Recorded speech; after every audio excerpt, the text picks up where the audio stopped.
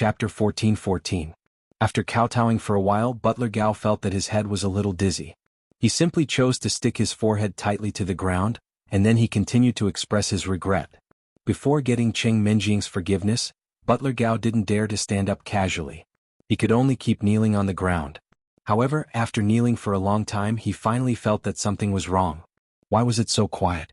Not to mention the sound of Cheng Menjing's voice, there wasn't even the sound of footsteps. Raising his head slightly, Butler Gao found that Cheng Menjing and Shishan Giant Bull, who were originally in front of him, had long disappeared.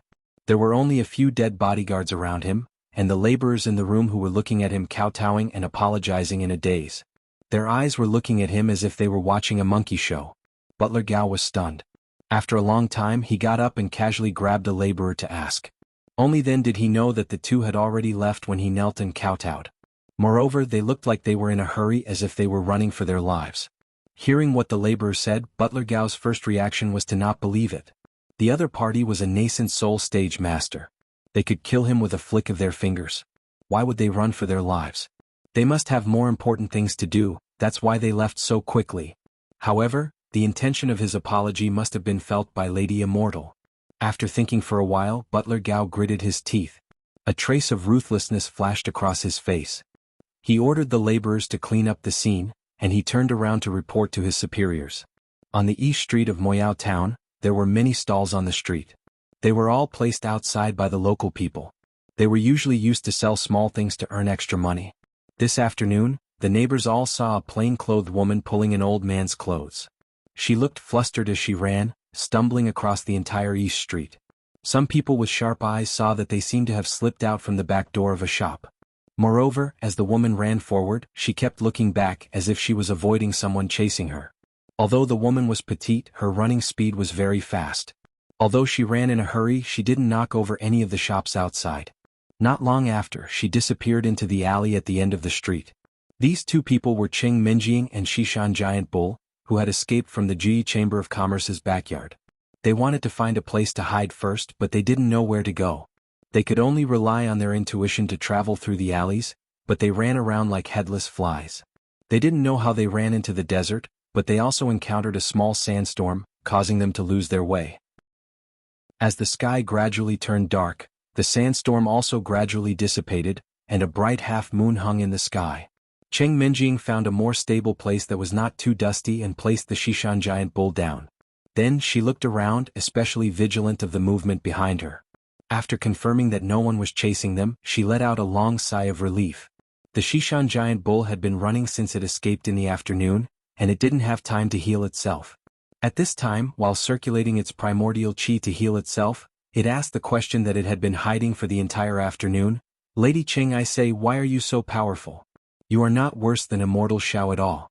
I estimate that you have at least the strength of the 5th or 6th level of the nascent soul stage, right? Although it was injured and was adjusting its breath, the Shishan Giant Bull could also feel the pressure released by Cheng Menjing. Because it couldn't feel it clearly under the state of adjusting its breath, the Shishan Giant Bull guessed that she was at least an expert in the middle stage of the nascent soul stage. Nonsense, I am Xiao Chen's fiancé, how can I be worse than that guy? Otherwise, how can I control him? Speaking of which, he is my former servant. Cheng Menjing rolled her eyes and said matter-of-factly. Speaking of this, Cheng Menjing suddenly thought of something. She immediately released her divine sense and expanded it to its maximum range. Then she carefully checked the movements in her surroundings. In fact, as a cultivator, there was no need to learn martial arts at all. They could use a variety of spells. This was something that Xiao Chen had taught her in the past. Cheng Menjing also knew about it, but she had forgotten in a hurry.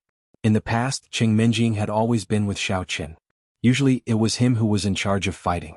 She had no experience in this area. It was only when the Shishan Giant Bull mentioned Xiao Chen that Cheng Menjing suddenly remembered these things that she had learned. Feeling vexed, Cheng Menjing hit her head. Her expression was a little gloomy. In the past, she had indeed relied too much on Xiao Chen.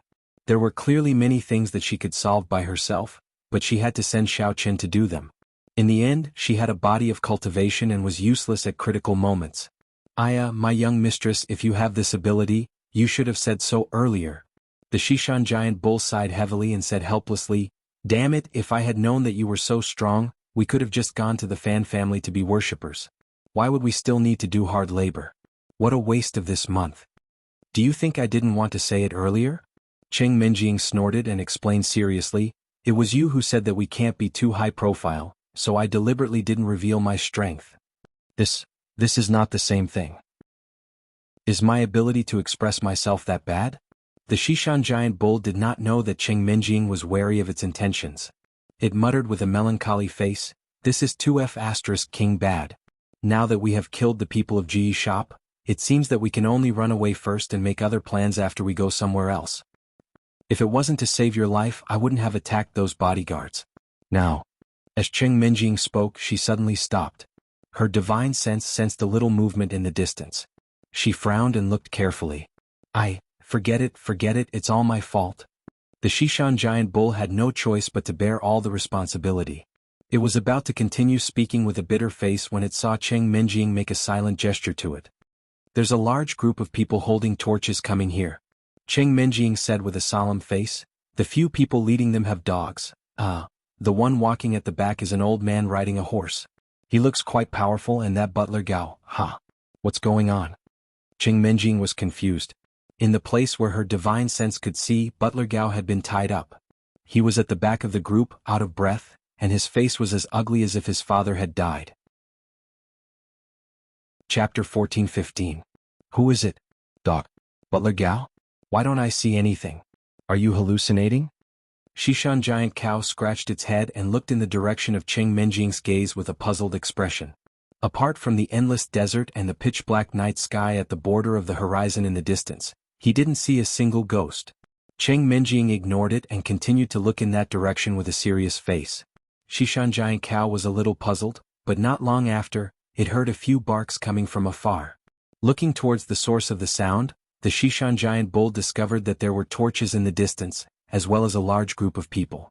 Looking from afar, they were all dressed in the same uniform, and they were all very uniform. Shishan giant cow's heart sank.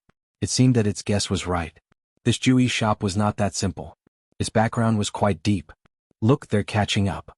When Cheng Minjing saw that those people had already appeared in front of her, she immediately jumped up and said in a panic, did they find a master and come to take revenge on us?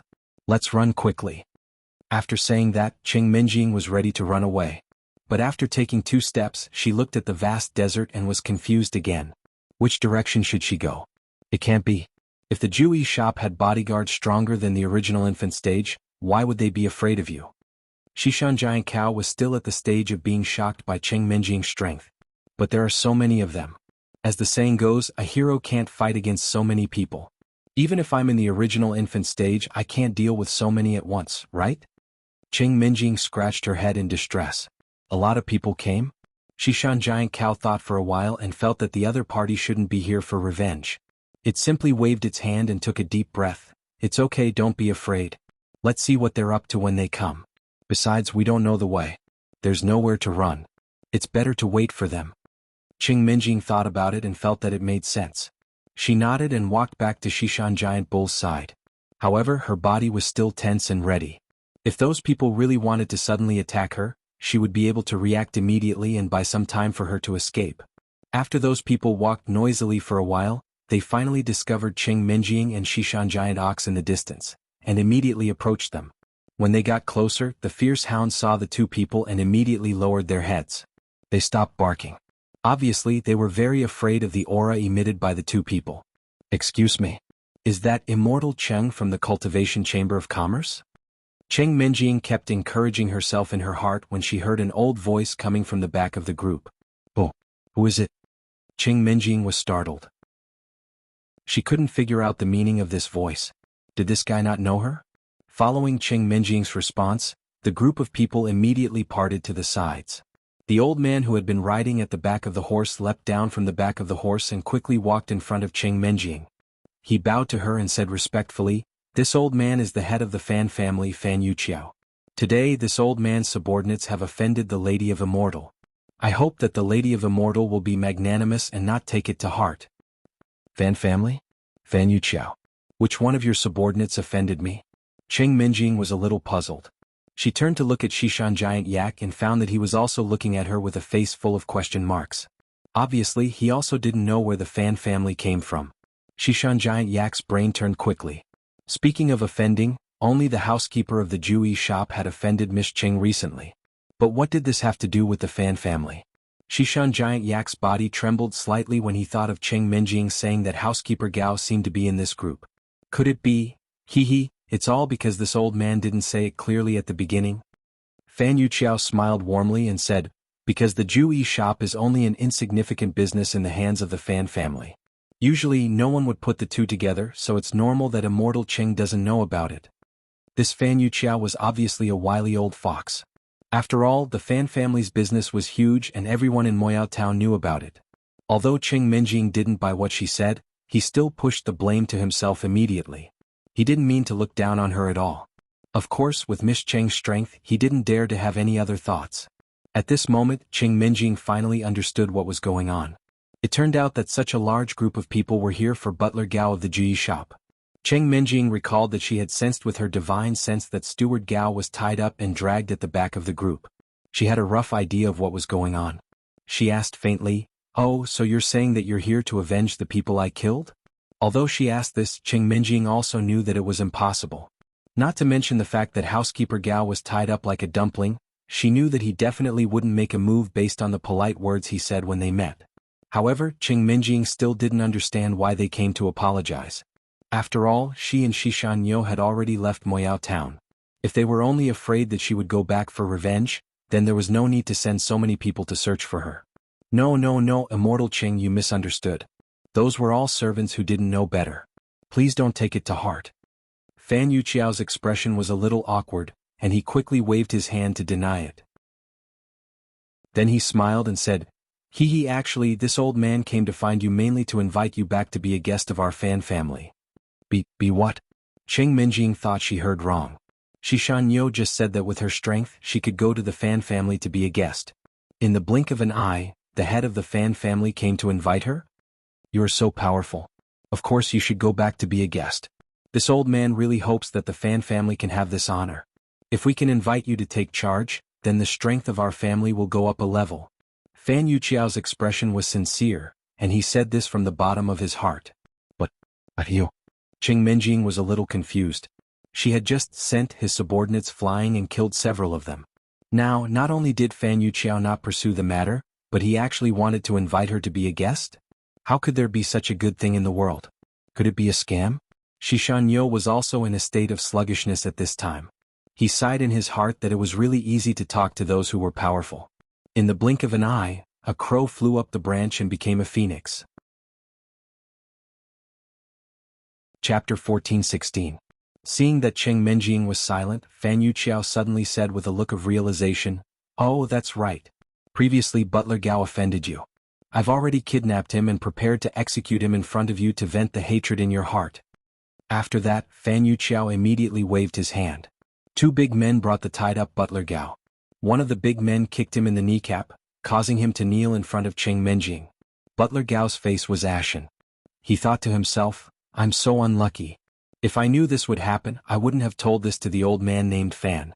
I would have just taken the spiritual crystals and escaped to another place to have fun.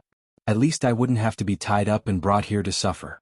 It seems that I really can't survive this." Alas. It turned out that after Butler Gao discovered that Cheng Minjing and Shishan Giant Bull had escaped, he immediately went to report to Fan Yuqiao. He thought that he could persuade Fan Yuqiao to gather experts and let him lead a team to chase after these two guys. He didn't expect that Fan Yuqiao would kill the donkey after it was no longer of use. Looking at Butler Gao's dejected look, Shishan Giant Bull was happy. It nodded with satisfaction and said, "Master Fan, a wise man submits to circumstances. You did a good job. This stupid butler has always caused trouble for us. He even beat and scolded the laborers. I've always disliked him. Hurry up and kill him." Hearing the Shishan Giant Bull's vicious threat, Steward Gao was immediately scared stiff. He kept kowtowing to Cheng Minjing as if he was pounding garlic with his head. His mouth was still crying out, Lady Cheng, please spare my life." This lowly one indeed had eyes but failed to recognize Mount Tai and was a little disrespectful to you. I hope that immortal ant can be more beautiful in person and be magnanimous and let me live. I have an 80-year-old mother and children waiting to be fed. At this time, Butler Gao didn't care about anything else. He only hoped that he could survive. Even if he was asked to be a cow or a horse, he would be willing. Alright, don't nag those old words from the TV series. I'm tired of it. Cheng Menjing waved her hand impatiently and interrupted Steward Gao's crying begging for mercy. Miss Cheng is really straightforward. Fan Yuqiao immediately praised him and then asked, then shall we immediately take action and get rid of this insensible fellow? Seeing the two burly men approaching, Butler Gao immediately collapsed to the ground. He felt a chill run down his spine. Wait. Just as the man was about to make his move, Cheng Menjing suddenly shouted and said, Patriarch Fan, I killed some of your bodyguards before anyway. Why don't we call it even? I'll go back with you to take a look at the situation first, then we can discuss the matter of being consecrated.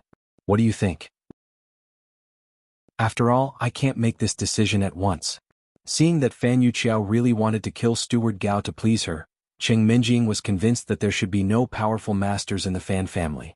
Otherwise, he wouldn't have come here to invite her back. However, this time Cheng Menjing also learned to be smart. She didn't immediately agree. She only said that she would go back and take a look. After all, she was still a little wary. She was afraid that the Fan family would play some tricks and sell her out. Aha, Fairy Cheng is really broad-minded. I admire you. Then I'll spare his dog life first. Fan Yuqiao was overjoyed and nodded in agreement. Although Cheng Menjing didn't directly agree to be a consecrated master, Fan Yuqiao wasn't worried. He thought that he would invite Fairy Cheng back first and feed her well.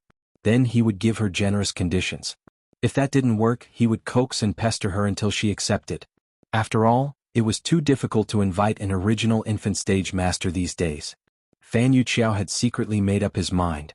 No matter how much money he had to pay, he would recruit Fairy Cheng. Well then, let's go back now. If we don't go back now, it'll be dawn soon. Cheng Menjing nodded. She immediately learned from Xiao Qin and assumed the posture of an expert.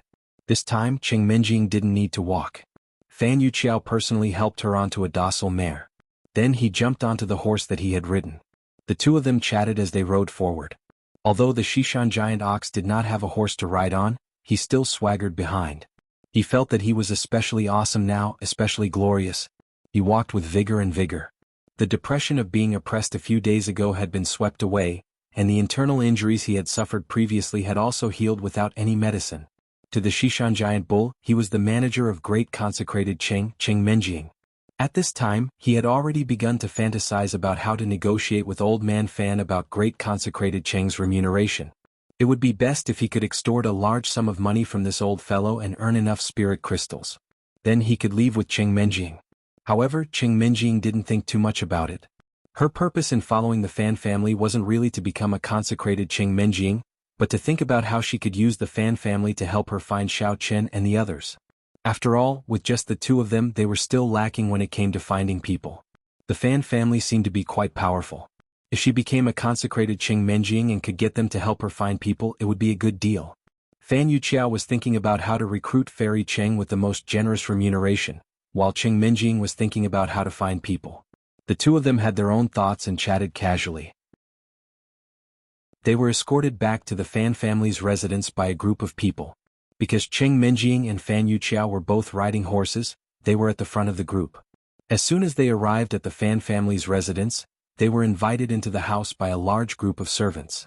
Cheng Menjing didn't notice at all that the Shishan giant bull had already fallen far away outside the door. Stop, what are you doing, you old thing?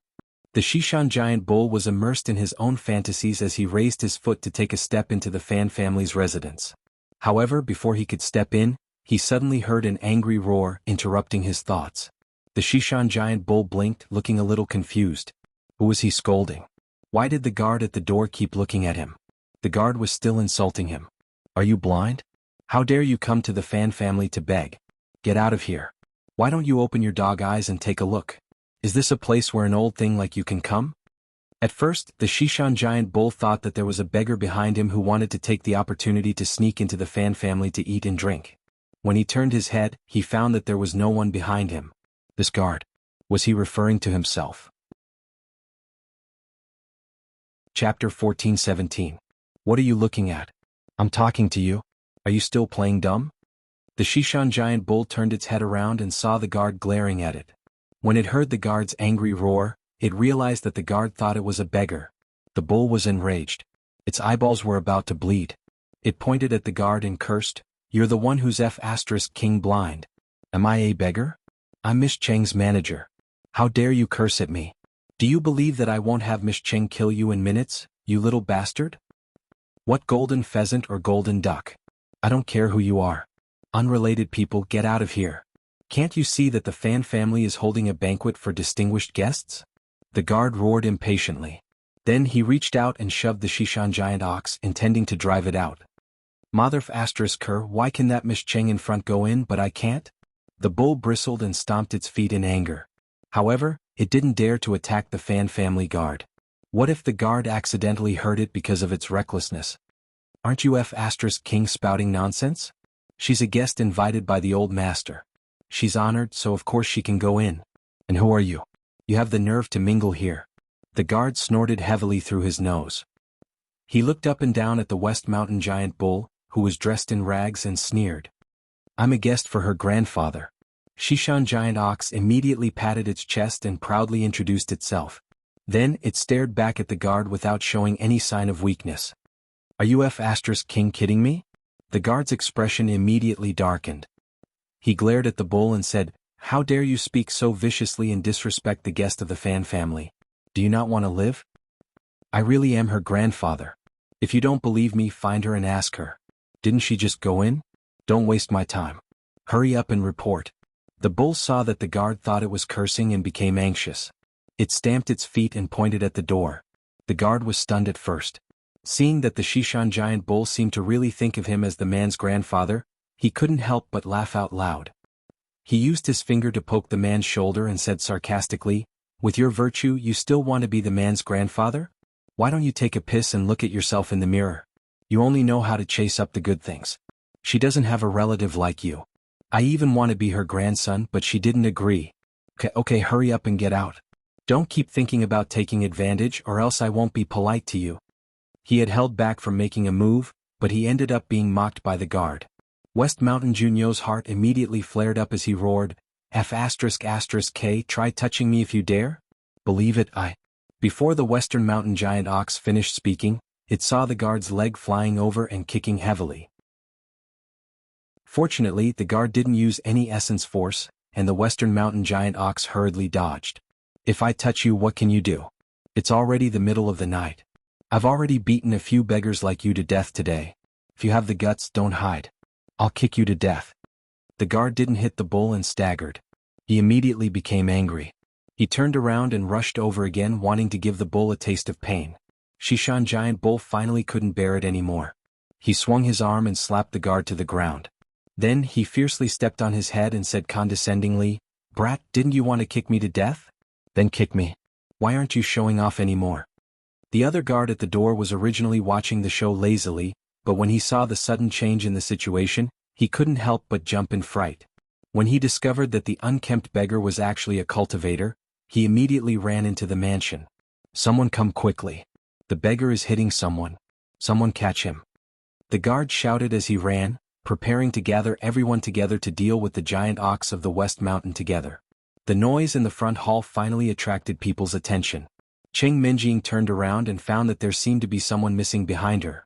Seeing that the guards were all noisily walking out with weapons in their hands, she had a bad feeling in her heart and quickly ran out with the guards. Fan Yuqiao didn't know what was going on, so he could only follow Cheng Minjing out step by step. As soon as she walked out of the door, Cheng Minjing noticed that the Shishan giant bull was stepping on a guard with an arrogant look on its face. It was surrounded by guards with weapons in their hands, glaring at it fiercely. The two sides were in a standoff. Seeing this, Cheng Minjing couldn't help but feel a headache. She hurriedly separated the guards and walked over. She pulled the bull's clothes and asked in a low voice, What are you doing here? Why are you fighting with the guards? I've been looking for you for a long time. Stop it. It wasn't easy for us to rely on the big tree that is the Fan family. I haven't earned anything yet. Don't embarrass me. Look at what you're saying. What does it have to do with me? It's clear that this kid is a snob. I told him that I'm your grandfather and asked him to let me in, but he didn't believe me. Not only did he not believe me, he even boasted shamelessly that he wanted to be your grandson. I specially taught him a lesson for you, but you didn't ask clearly and blamed me the moment you came. The bull loosened its leg and pointed at the guard lying on the ground. So you're Fairy Cheng's grandfather. Fan Yuqiao was very shocked. When he was welcoming Fairy Cheng, he had actually seen the Shishan giant ox. However, he thought that it was just Fairy Cheng's servant, so he didn't take it to heart. He didn't expect it to be her grandfather. This Fairy Cheng was already an expert at the nascent soul stage. As her grandfather, wouldn't he be even more amazing? In the end, his own guard stopped him at the door and even said those disrespectful words. Thinking of this, Fan Yuqiao broke out in a cold sweat. He immediately lifted his leg and kicked the guard on the ground. He scolded loudly, "You blind thing, you actually dare to offend the immortal ant's grandfather. Someone come. Take him away and serve him with torture. Then we'll expel him from the Fan family and let him fend for himself." Family master, please spare me. I really didn't know that this immortal was Fairy Cheng's grandfather. Please have mercy, Fairy Cheng, have mercy. The guard was so scared that he almost peed his pants. He rolled from lying on the ground to kowtowing and begging for mercy. At this time, the guard's heart was on the verge of collapsing. He didn't expect that this old beggar was really Fairy Cheng's grandfather. Then don't walk at the back. What's wrong with inspecting the people? Anyone would think that he was here to provoke them if he dressed like this and said that he was someone else's grandfather, right? Chapter 14:18. Cheng Minjing waved her hand and stopped Fan Yuqiao's order. She said calmly, "Forget it, Patriarch Fan.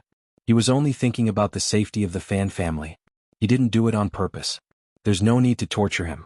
Besides, it's not right for my grandfather to beat someone up. Since we've already made things clear, let's just forget about it. Besides, it's the middle of the night. Let's not disturb the people at the door. Let's go inside and talk business." After all, both sides were at fault.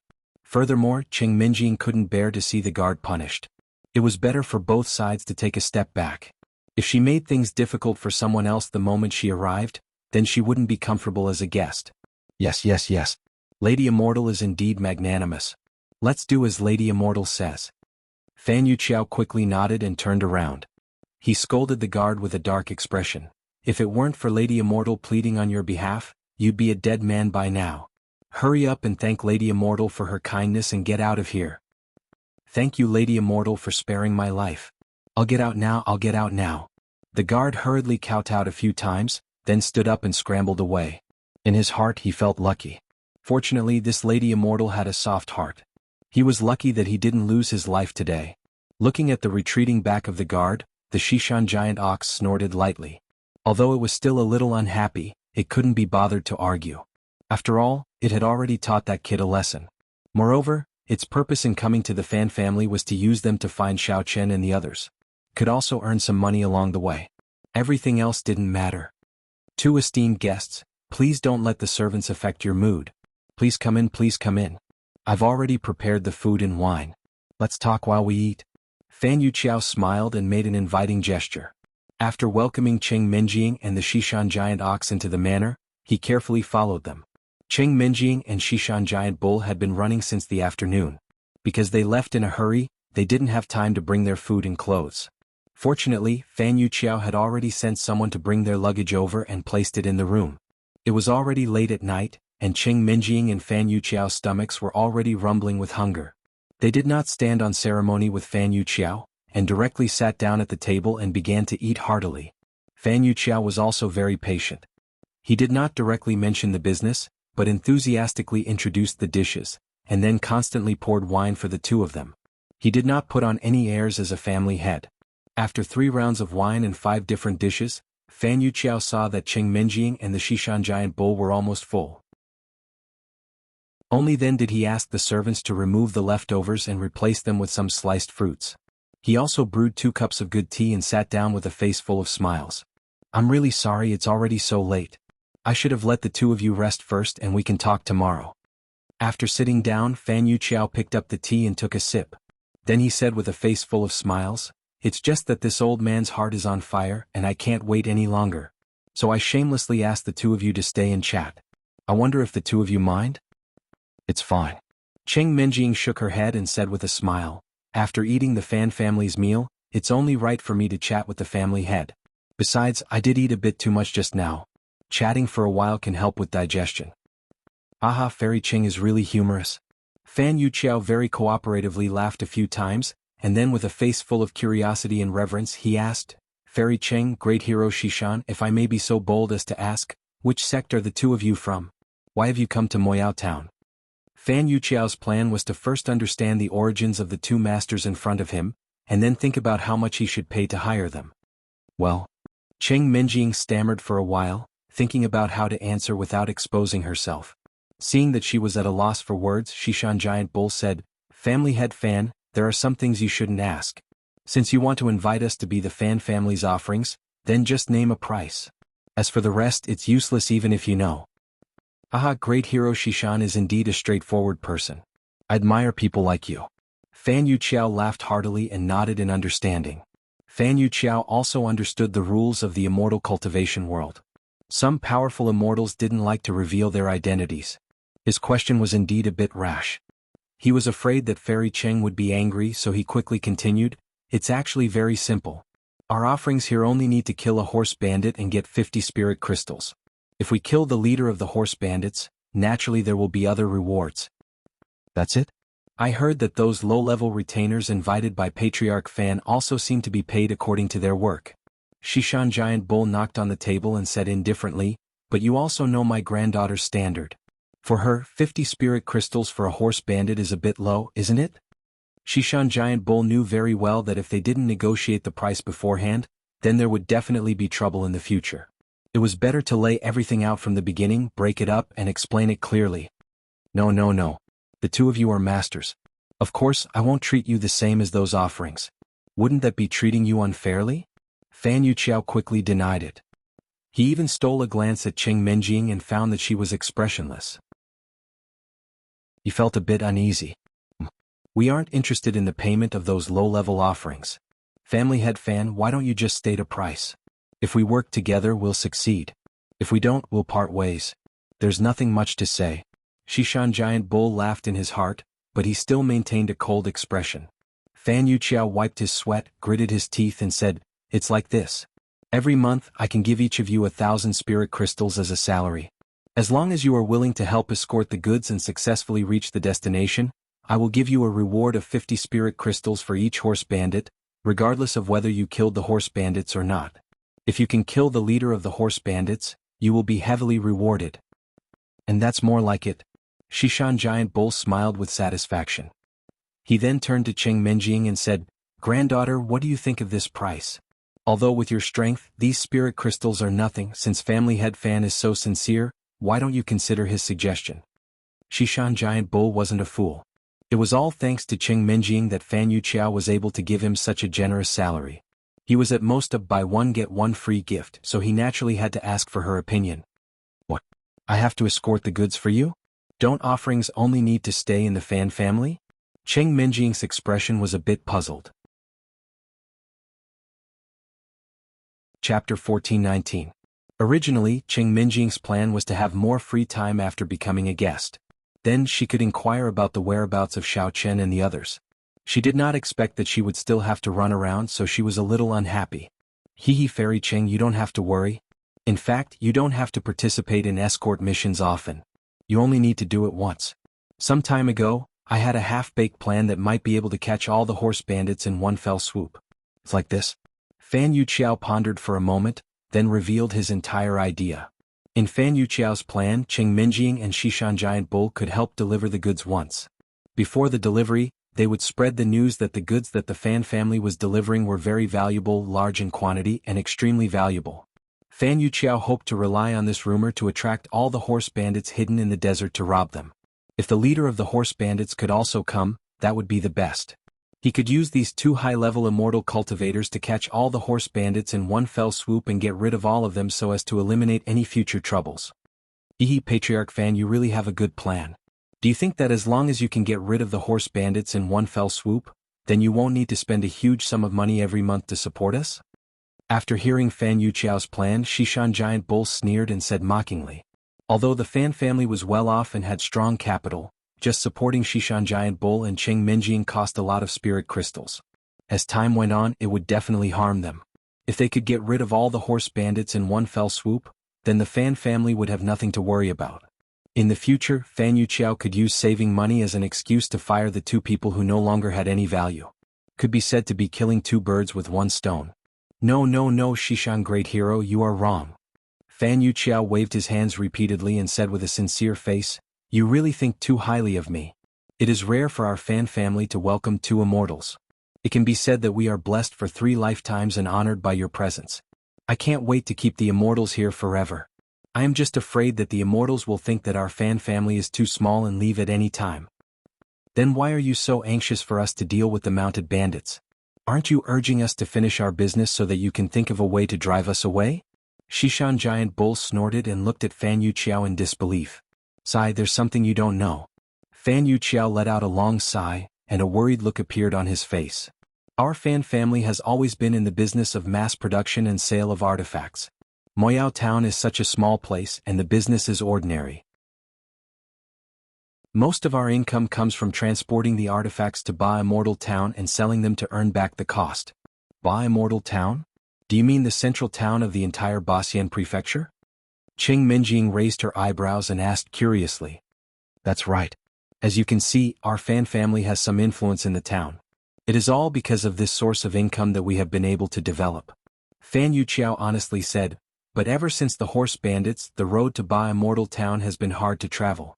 Not to mention being robbed, sometimes even the road is blocked. Those horse bandits are so rampant? Is there no one who can control them?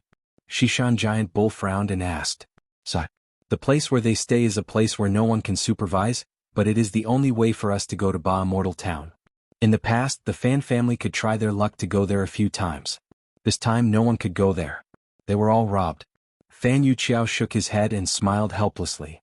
It's not that I want to trouble you two immortals, but if we don't solve those horse bandits, the fan family will really be finished. When Shishan Giant Bull heard this, it immediately crossed its legs. This was an urgent matter. If it didn't take advantage of the guests now, when would it be? If that's the case, then the reward.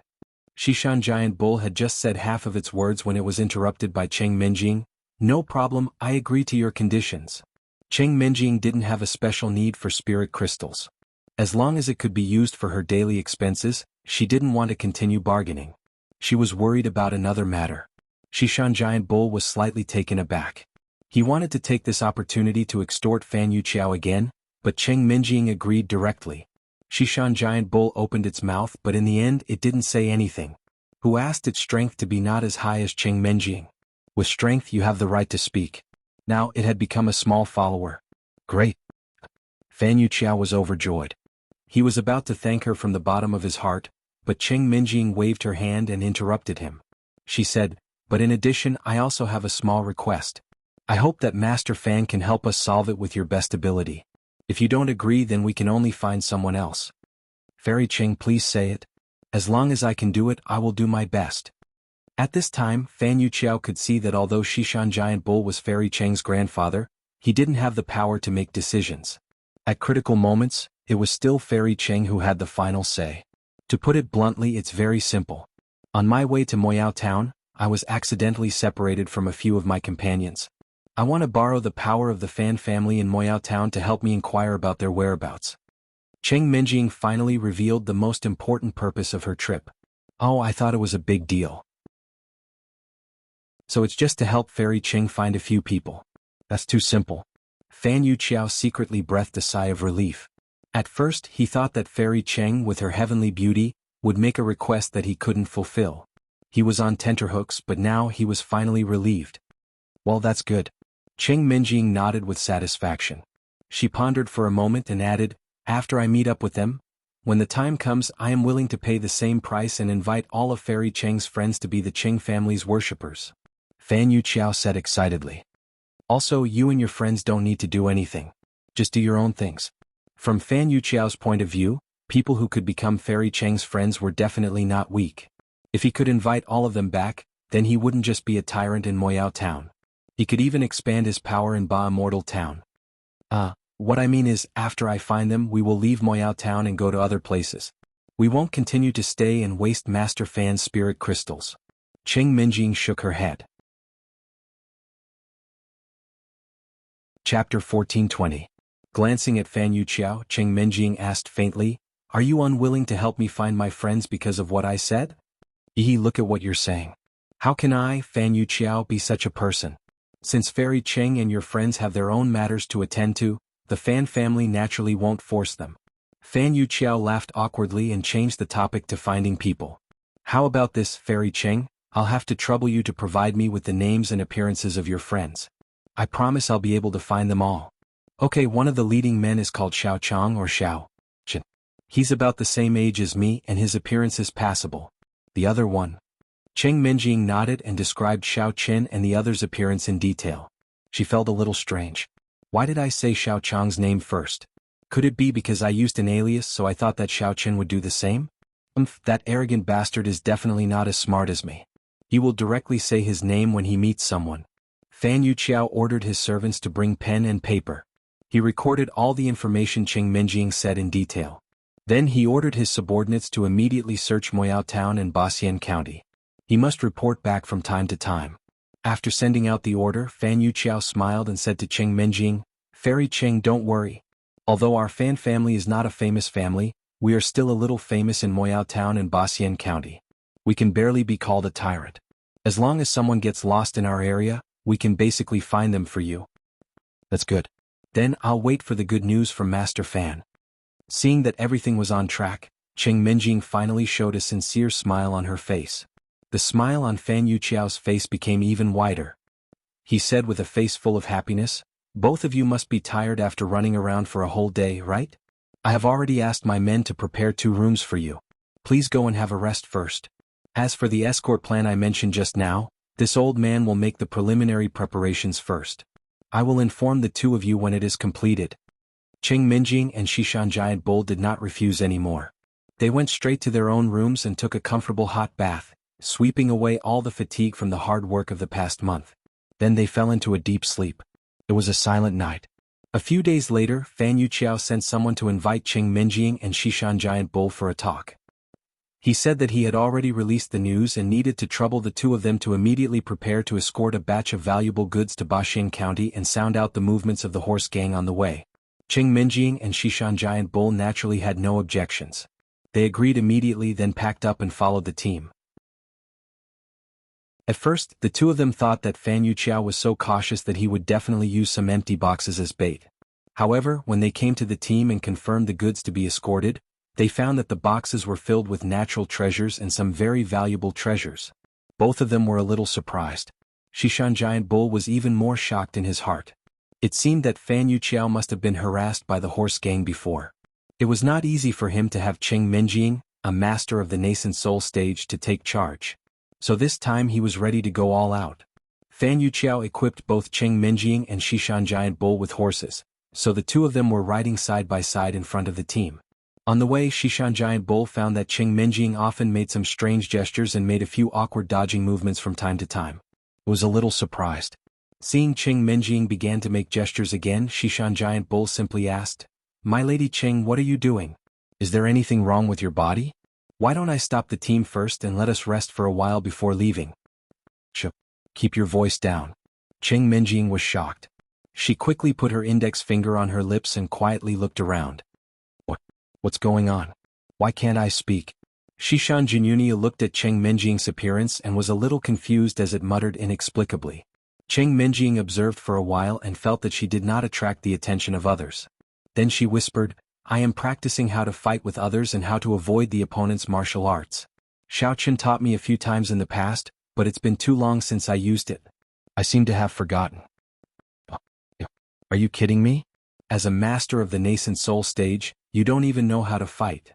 Shishan Giant Bull was dumbfounded and asked in disbelief, Did you not practice the corresponding martial arts when you were learning the mental cultivation method before? I told you Xiao Chen taught me a few moves, but I forgot. Cheng Minjing's face was a little red, and she said very confidently, This. Shishan Giant Bull was speechless for a while. Suddenly he thought of something and asked doubtfully, The move that you used to kill the bodyguards of the Fan family, did you learn it from me? Nonsense. If I didn't learn it on the spot, how could we get so many benefits? I would have been killed by that B*TCH Gao long ago. Cheng Minjing nodded as if it was a matter of course. What the F***CK? You're too bold. Shishan Giant Bull's eyes almost popped out. At that time he vaguely felt that Cheng Minjing's moves were very familiar, but he didn't look carefully in a hurry. He thought it was purely a coincidence. He didn't expect this girl to be so smart and directly use the martial arts of the evil cultivator to deal with the enemy. At this time, Shishan Giant Bull could only secretly rejoice. Fortunately, his luck was good and nothing went wrong. Otherwise, the two of them would have been killed long ago, and there wouldn't be these things later. Don't admire me too much, I'm so smart. Speaking of this, Cheng Menjing suddenly rolled her eyes, held her chin and said, "Oh yes. Anyway, I've already learned it once last time. Why don't you teach me a few more moves? I can't use the same move every time. It's easy for others to see through my flaws." "I say, madam, don't make such a joke." Shishan Giant Bull was shocked and quickly waved his hand to refuse. "Why are you so stingy?" Cheng Menjing curled her lips and said, "I'm just learning a few moves from you. It's your honor that I want to learn." "What does this have to do with being stingy?" Shishan Giant Bull rolled his eyes and patiently explained, "I'm an evil cultivator and you're an evil cultivator. The corresponding martial arts of the two kinds of mental cultivation methods are not interchangeable. Even the way of qi circulation is very different. You were lucky to be able to successfully use your palm the last time. Remember, don't learn martial arts randomly in the future, or it's easy to be possessed by the devil." Chapter 14:21. "Oh, it's not that exaggerated. Didn't I learn it by myself before?" Cheng Menjing pulled Shishan Giant Bull and said, "Just show me a few moves. At most, I will use my own mental cultivation method to perform it. Anyway, there was no problem last time and there will be no problem this time. You don't have to worry so much." Although Cheng Menjing's strength was superior, she was still a little lacking in confidence. She felt that her moves were too monotonous, but she couldn't think of other martial arts techniques for a while, so she could only use what was available. Okay then. Shishan Giant Bull was pestered by Cheng Menjing, so he had no choice but to agree. He cautiously said, "But you must be careful. If you really can't do it, don't force yourself. Stop practicing immediately. Otherwise, if something goes wrong, even I can't save you." I know. Why are you more talkative than my grandfather? Hurry up." Cheng Menjing glared at him and urged him impatiently. Shishan Giant Bull was speechless, so he had to go straight to the point and began to teach her some evil martial arts techniques. In order to prevent Cheng Menjing from accidentally going crazy, he only chose some relatively basic martial arts techniques to teach at first and let her learn them step by step. The journey to Baxian County took several days. During the day, the two traveled with the large group. At night, when they were stationed, one taught and the other learned it, so it did not hinder the journey. In the following days, Cheng Menjing was immersed in the fun of trial every day. She didn't know if it was because of the mental cultivation method or because she was smarter, but Cheng Menjing was very receptive to the various martial arts techniques taught by Shishan Giant Bull. As long as she repeatedly urged it a few times and experienced the movement of the primordial qi in her body, she could basically master this martial arts technique. After practicing a few more times, Cheng Menjing found that her moves became smoother and more powerful. Gradually, the beginner martial skills could no longer satisfy her. Cheng Menjing simply went to the giant ox of the Western Mountain and asked to learn some higher-level martial skills. At first, West Mountain Giant Bull didn't agree, but it couldn't resist Cheng Menjing's threats and temptations, so it had no choice but to teach her a few more moves. When she was training, it stood by the side and carefully protected her, ensuring that she wouldn't be in any danger. After a few days, Cheng Menjing and the others gradually approached Baxian Prefecture. On this day, the whole team was resting at the foot of the mountain when the scout ahead came back with a report. Reporting to Fairy Cheng, after we pass through the valley in front, we'll be able to reach Baxian County in a day's time. All right. Have you found any traces of mounted bandits in front? Cheng Menjing nodded and looked around at the steep cliffs around her. Although she felt that this place didn't seem to be suitable for an ambush, she released her divine sense to be cautious and prepared to check the surrounding situation. Not for the time being. Maybe the mounted bandits know that you are escorting them, so. Before the scout finished flattering her, a loud boom suddenly came from the valley. Accompanied by the loud noise, the cliffs on both sides of the valley exploded violently. Many boulders mixed with tree trunks rolled down from the mountain, smashing into a cloud of smoke and directly blocking the way forward of the team. Everyone was shocked and subconsciously looked for a place to hide. At this time, Cheng Menjing had also used her divine sense to see the mounted bandits lying in ambush on the mountain. At this moment, they were rushing to the foot of the mountain aggressively. Everyone be careful. The mounted bandits are coming. Cheng Menjing shouted in a deep voice. In her divine sense, she could see that there were at least 100 people on the other side. Except for the leader of the mounted bandits who didn't wear a mask, the others were all dressed in black and their faces were covered with thick black cloth. They revealed a pair of murderous eyes and rushed toward the crowd. As soon as Qing Minjing's voice fell, the group of mounted bandits appeared in everyone's sight. They only stopped when they were only a few dozen feet away. Ah! The old thing of the Fan family is really not afraid of losing money. After suffering so many losses, he still dares to send people to Baxian County to transport goods. The leader of the mounted bandits had a fierce face, and a scar extended from his left eye to his right ear. He looked a little ferocious. At this time, when he saw the large boxes of goods in the transportation team, he couldn't help but laugh proudly. Qing Minjing and Shishan Giant Bull didn't have time to pay attention to him. They first went to check the condition of the other accompanying people. After confirming that everyone was just frightened and not injured, they got into position to confront the scar-faced man. The scar-faced leader swept his gaze over everyone present as if he was looking at ants. Finally, his gaze stopped on Qing Minjing, who was at the very front. When he saw her pure and peerlessly beautiful appearance, a look of greed instantly surged in his eyes. Qing Minjing frowned slightly.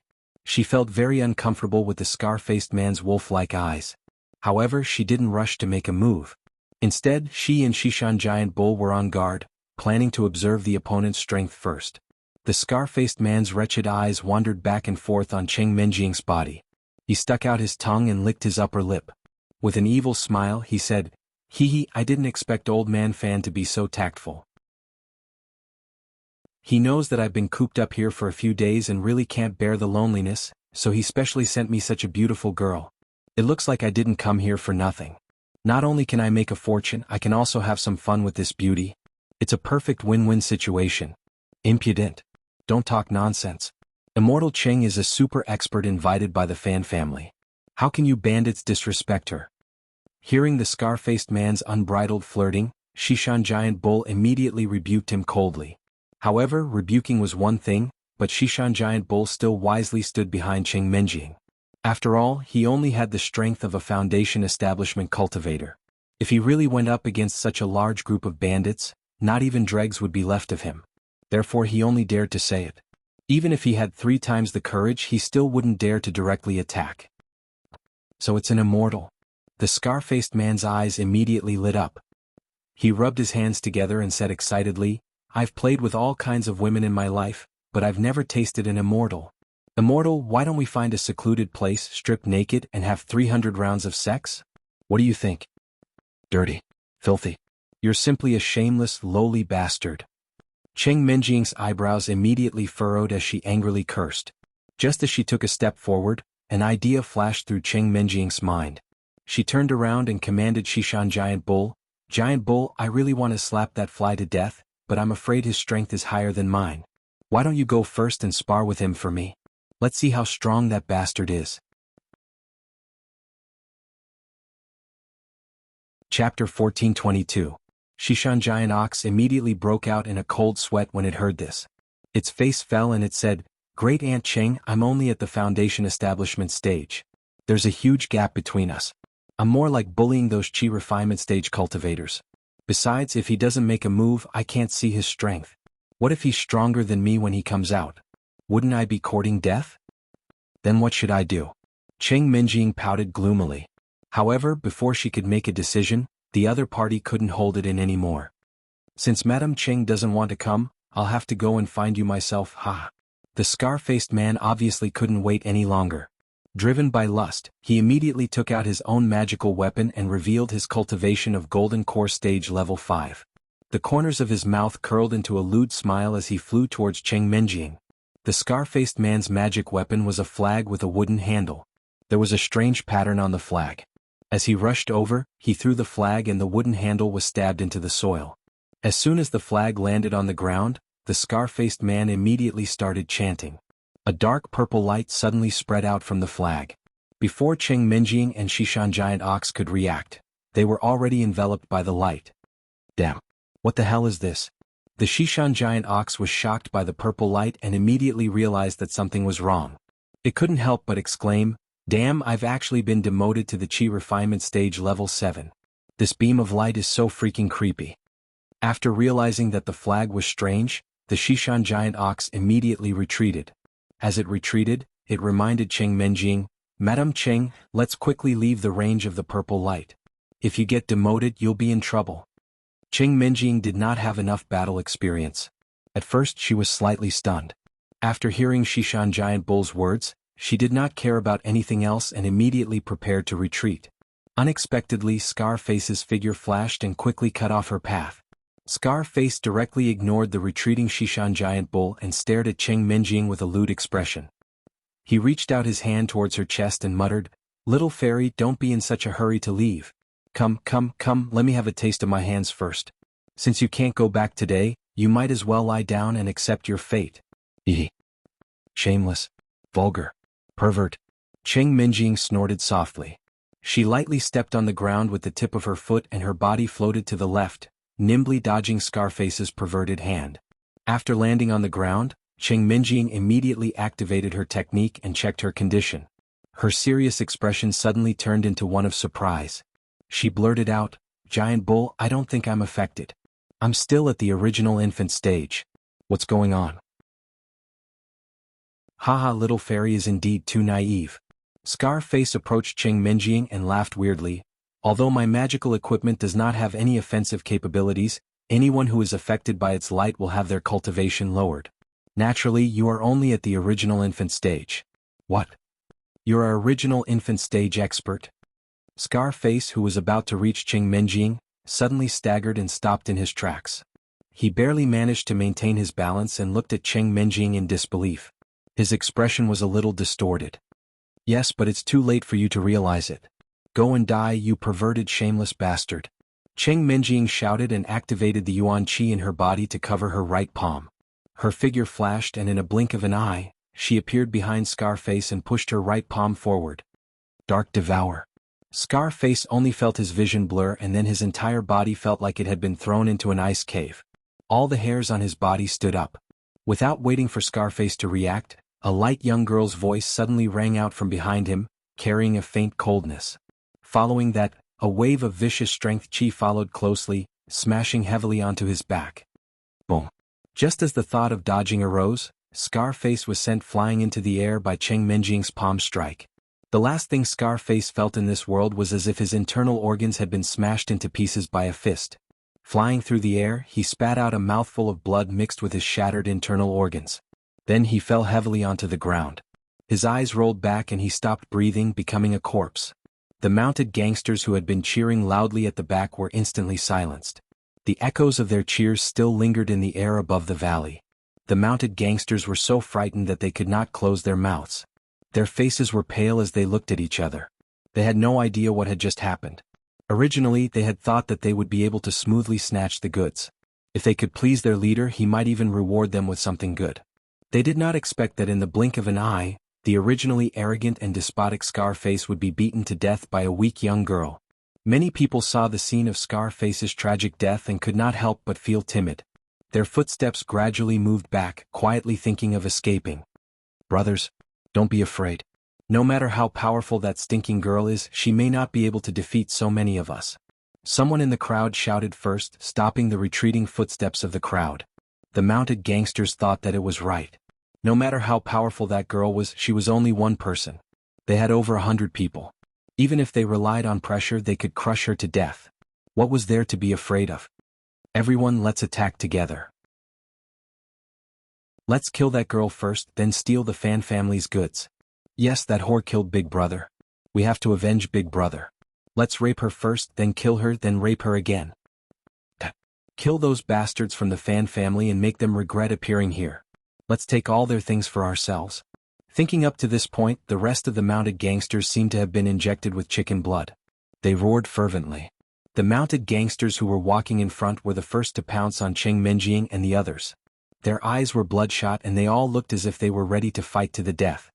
"What? West Mountain Giant Bull, let's hurry up and run. There's no way I can defeat so many people." Seeing over 100 mounted gangsters holding various magical weapons and surging forward with ferocious expressions, Cheng Menjing was so frightened that her legs turned to jelly. She stuttered as she shouted to the West Mountain Giant Bull who had caught up again. Cheng Menjing felt that she might have gotten herself into big trouble this time.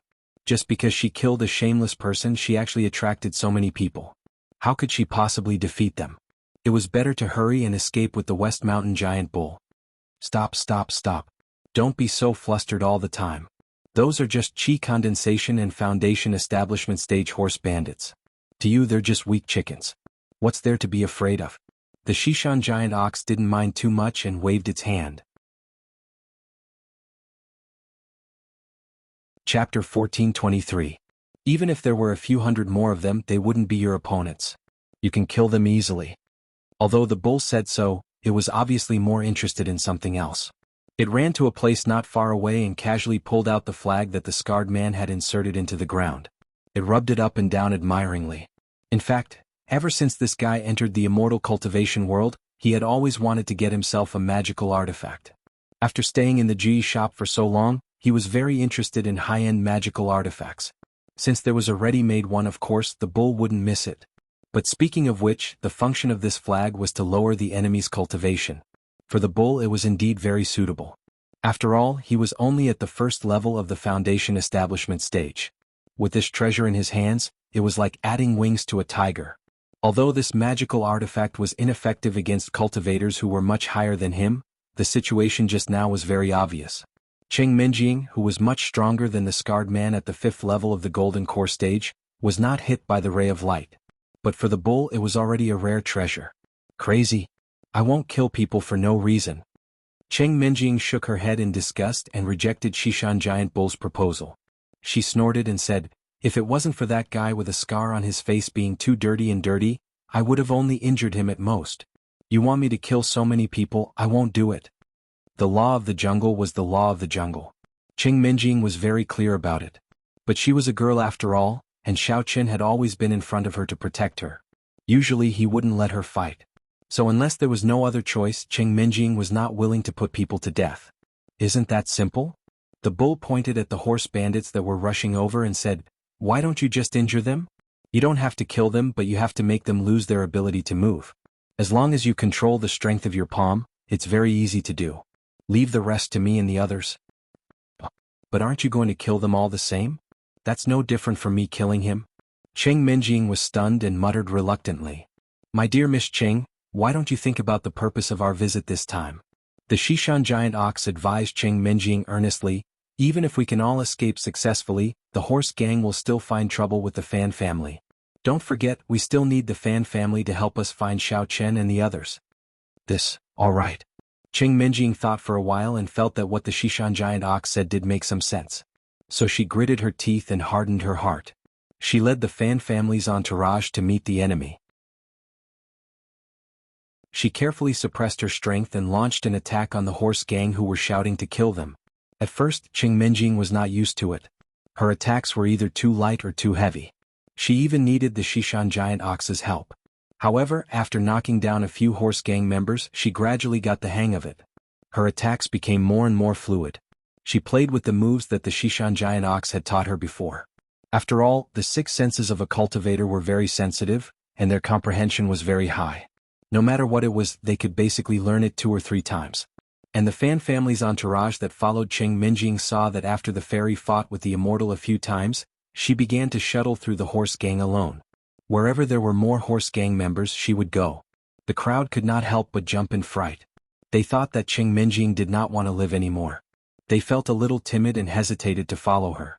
But as they watched, they realized that wherever Fairy Cheng went, all she had to do was wave her hand casually, and the aggressive bandits would fall to the ground. Not only would they cry out in pain, but they would also lose the ability to move. They could only be slaughtered by them. After a while, the Fan family's entourage came back to their senses. While they were shocked, they also admired this Fairy Cheng. Not long after, the originally high-spirited horse gang was completely defeated. Other than those who were injured and captured, the rest of the horse gang members were scared witless. No one knew who was the first to shout, but they turned around and fled the way they came. Someone was the first to escape from the scene, and the others immediately followed. In the chaos, no one had the time to save their injured companions. They all ran away like a swarm of bees. Some of them even abandoned their magic tools and wished they had 4 more legs. They ran away from the scene at the fastest speed they could muster. Looking at the fleeing horse gang members, Cheng Minjing was too lazy to continue chasing. She stopped and glanced at the scene. She ordered the Fan family's entourage to take the captives as soon as possible. Then she packed up and prepared to return to the Fan family.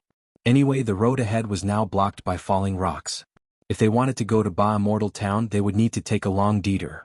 Besides, the original purpose of this mission was to lure the horse gang out to intimidate them. Since the mission was completed, there was no need to go to Immortal Town. Cheng Minjing and others were still on the way back to Moyao Town, but the escaping horse gang members had returned to the hiding place in the desert. The mounted gangsters were still in a state of shock.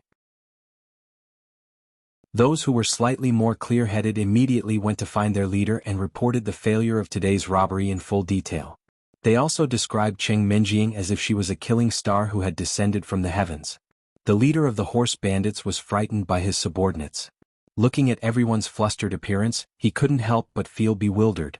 For the sake of caution, he simply sent out a small team of scouts to investigate Moyao Town. The news came back quickly. The horse gang leader learned that the Fan family had invited a master to serve them a few days ago, and it was a woman. Although he did not know her specific cultivation level, she could kill his men at the 5th level of the Gold Core stage. Her strength was obviously not to be underestimated. The woman also brought her grandfather with her. It was said that his strength was not as high as his granddaughter's, but he was also hired by the Fan family as a master. Although he did not know why the woman went out with her grandfather, since the news came like this, the horse gang leader must treat it seriously. After pacing back and forth in the room for a few times, the horse gang leader felt that this situation was a bit special.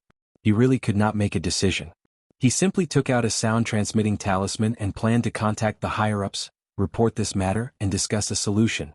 He took out a basin and filled it with water.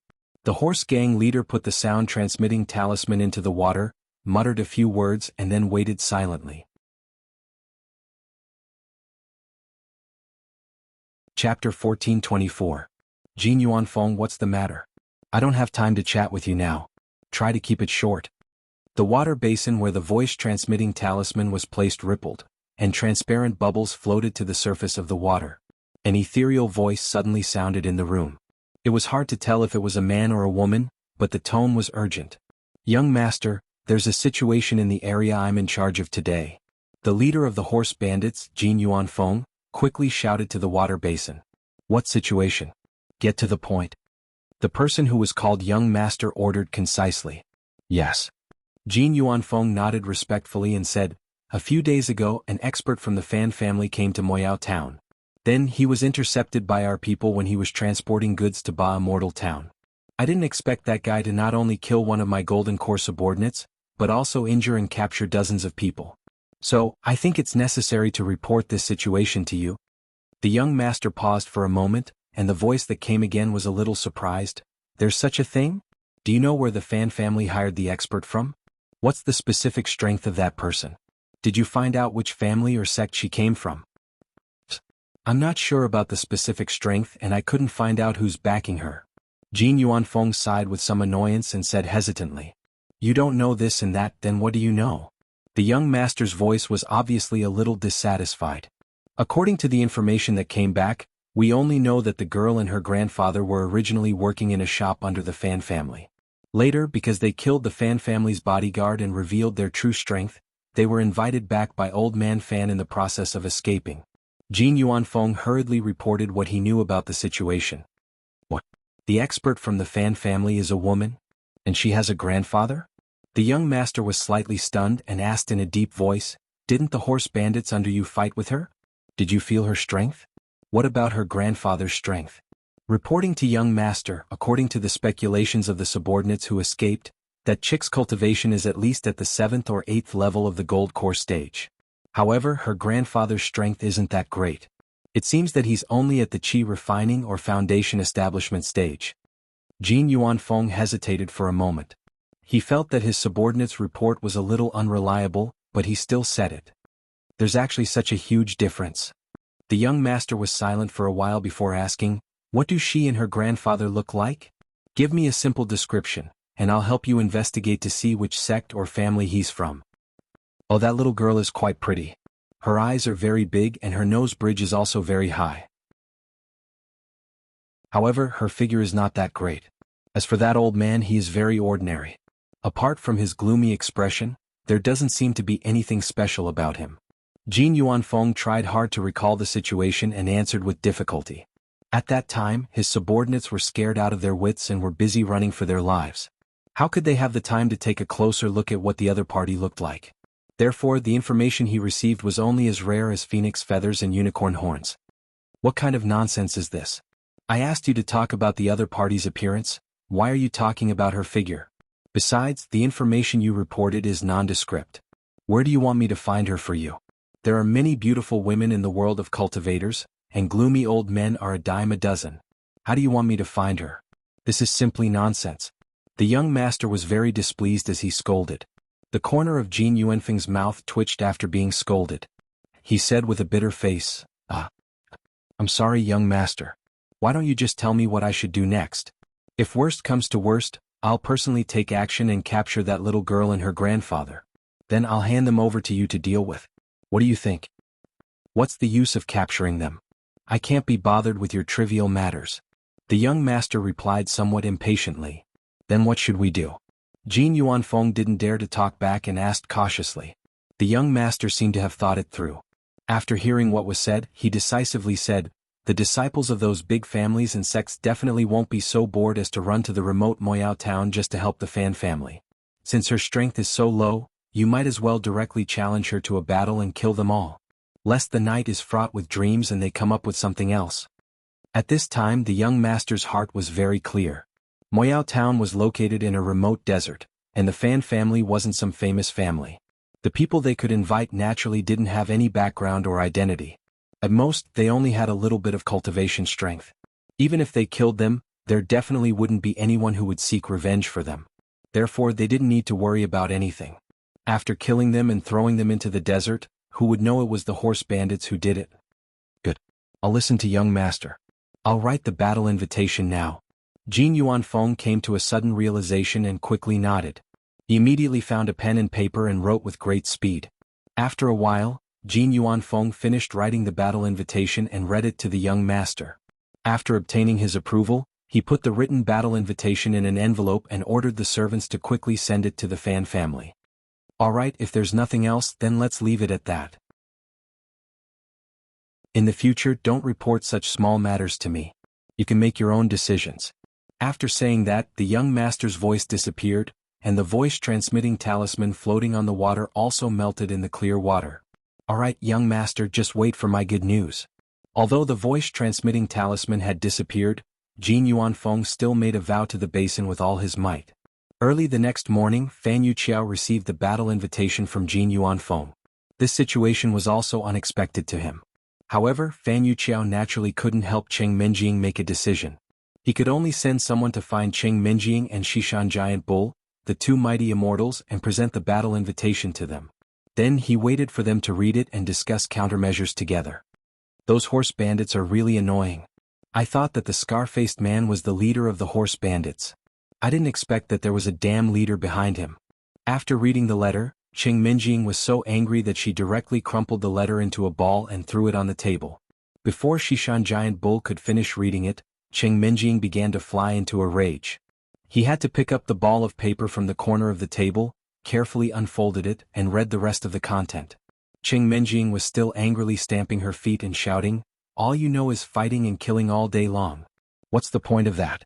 There are so many people, can't they do something serious? Must they fight?"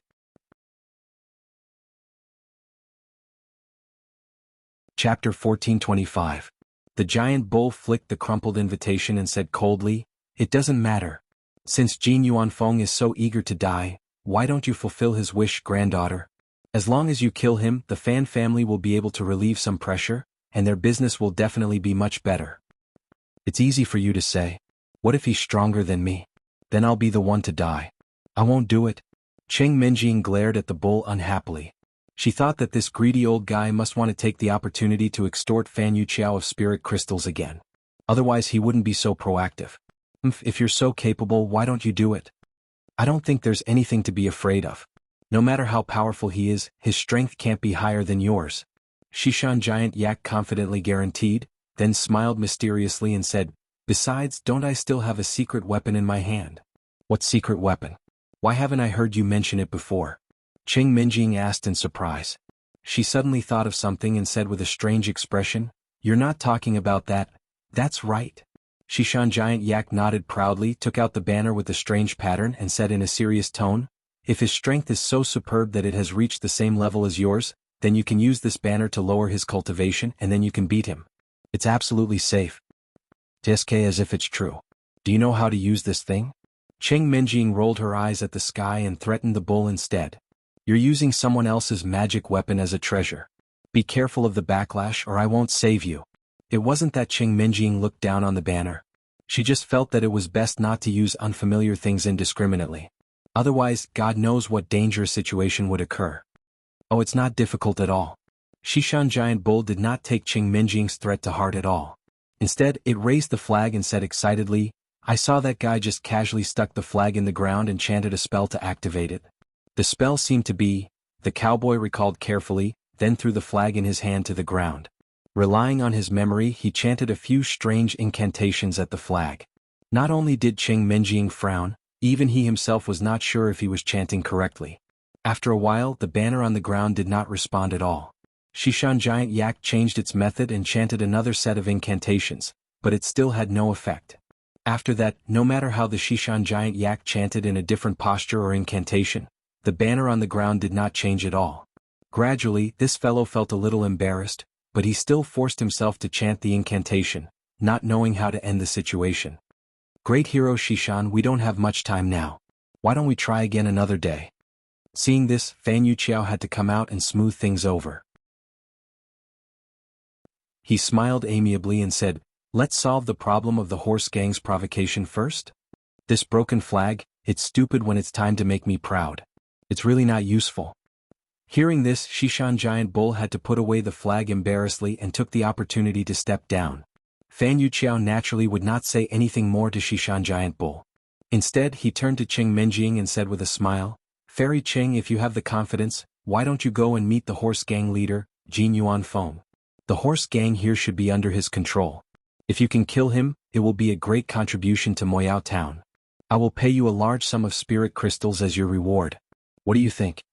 The Shishan Giant Ox was feeling dejected, but when it heard that there were spirit crystals to take, its eyes lit up and it immediately egged her on. "Granddaughter, on account of Patriarch Fan's sincerity, why don't you agree? We can go and see the situation first. If we really can't beat him, then we can think of other ways." "You're useless. Hearing spirit crystals makes your ears go soft." Qing Minjing rolled her eyes at Shishan Giant Bull and directly exposed his purpose. However, scolding was just scolding. Qing Minjing really wanted to earn more spirit crystals for her expenses in the immortal cultivation world after she left the Fan family. For the past few days, the Fan family had been working hard to find people, but none of the information they sent back was about Xiao Chen. Qing Minjing estimated that the Fan family might not be able to find those people. When the time came, she would have to go to the Dada Immortal Cultivation Chamber of Commerce and entrust them to find the whereabouts of Xiao Chen and the others. At that time, she would have to spend a lot of spirit crystals. Thinking of this, Qing Minjing did not want to refuse. She nodded decisively and said, "Okay, then let's go and meet the horse gang leader. However, I don't know the place written on the invitation. I'll have to trouble Master Fan to find someone to lead the way for me." Okay. This is a small matter, absolutely no problem." Fan Yuqiao happily agreed. He looked at the sky outside and added, "Since the time of the battle is in the afternoon after lunch, I'll ask the servants to bring 2 horses over.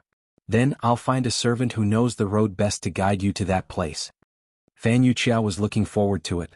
If Qing Minjing could really kill the horse gang leader, then the Fan family would be the biggest beneficiary. Not only would the road to Baxing County be unimpeded, but they would also not have to worry about their goods being hijacked in the future. After lunch, it was almost time for the agreed time. Qing Minjing and Shishan Giant Bull were led by the Fan family to a suburb west of Moyao Town. This was the place designated by Jin Yuan Feng for the decisive battle. Under the scorching afternoon sun, the endless yellow sand emitted waves of heat visible to the naked eye. Jin Yuan Feng led his horse gang to stand in a row. They had been waiting here for a long time. When Jin Yuan Feng saw Qing Minjing and Shishan Giant Bull, his eyes flashed with a strong killing intent. If it weren't for these 2 people appearing out of nowhere and disrupting his robbery, he wouldn't have failed to rob the Fan family's goods and lost a golden core expert for nothing. Cheng Minjing urged her horse forward and slowly approached the place where Jin Yuanfeng was standing. Shishan Giant Bull and the Fan family servants stayed not far away, hiding under a small tree to watch. Shishan Giant Bull had a clear understanding of himself. His cultivation was too low and he was very timid. If he was accidentally injured, it would be a big joke. Therefore, he only dared to stand far away and did not dare to rashly enter the range of the battle between the two.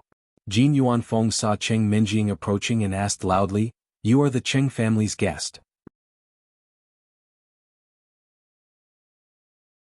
Chapter 1426. That's me. Cheng Minjing was too lazy to hide and nodded calmly. After carefully sizing up Cheng Minjing, Jin Yuanfeng sneered and said, "Tiske, you're indeed very beautiful. No wonder my useless and lecherous subordinate would fall into your hands. But I have to say, you actually dared to come to the appointment without knowing your opponent's strength. I really don't know if you're stupid, or if you've been blinded by your previous victory." "That's enough. Why are you nagging so much?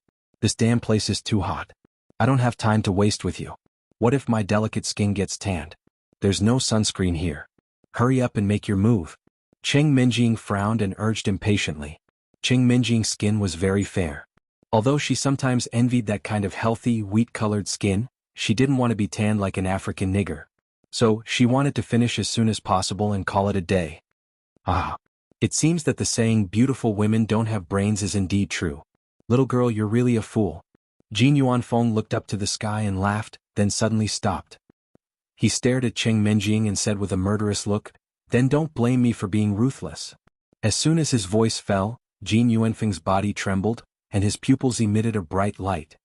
His feet stepped heavily on the ground, and his whole body rose from the horse and flew in the direction of Cheng Minjing.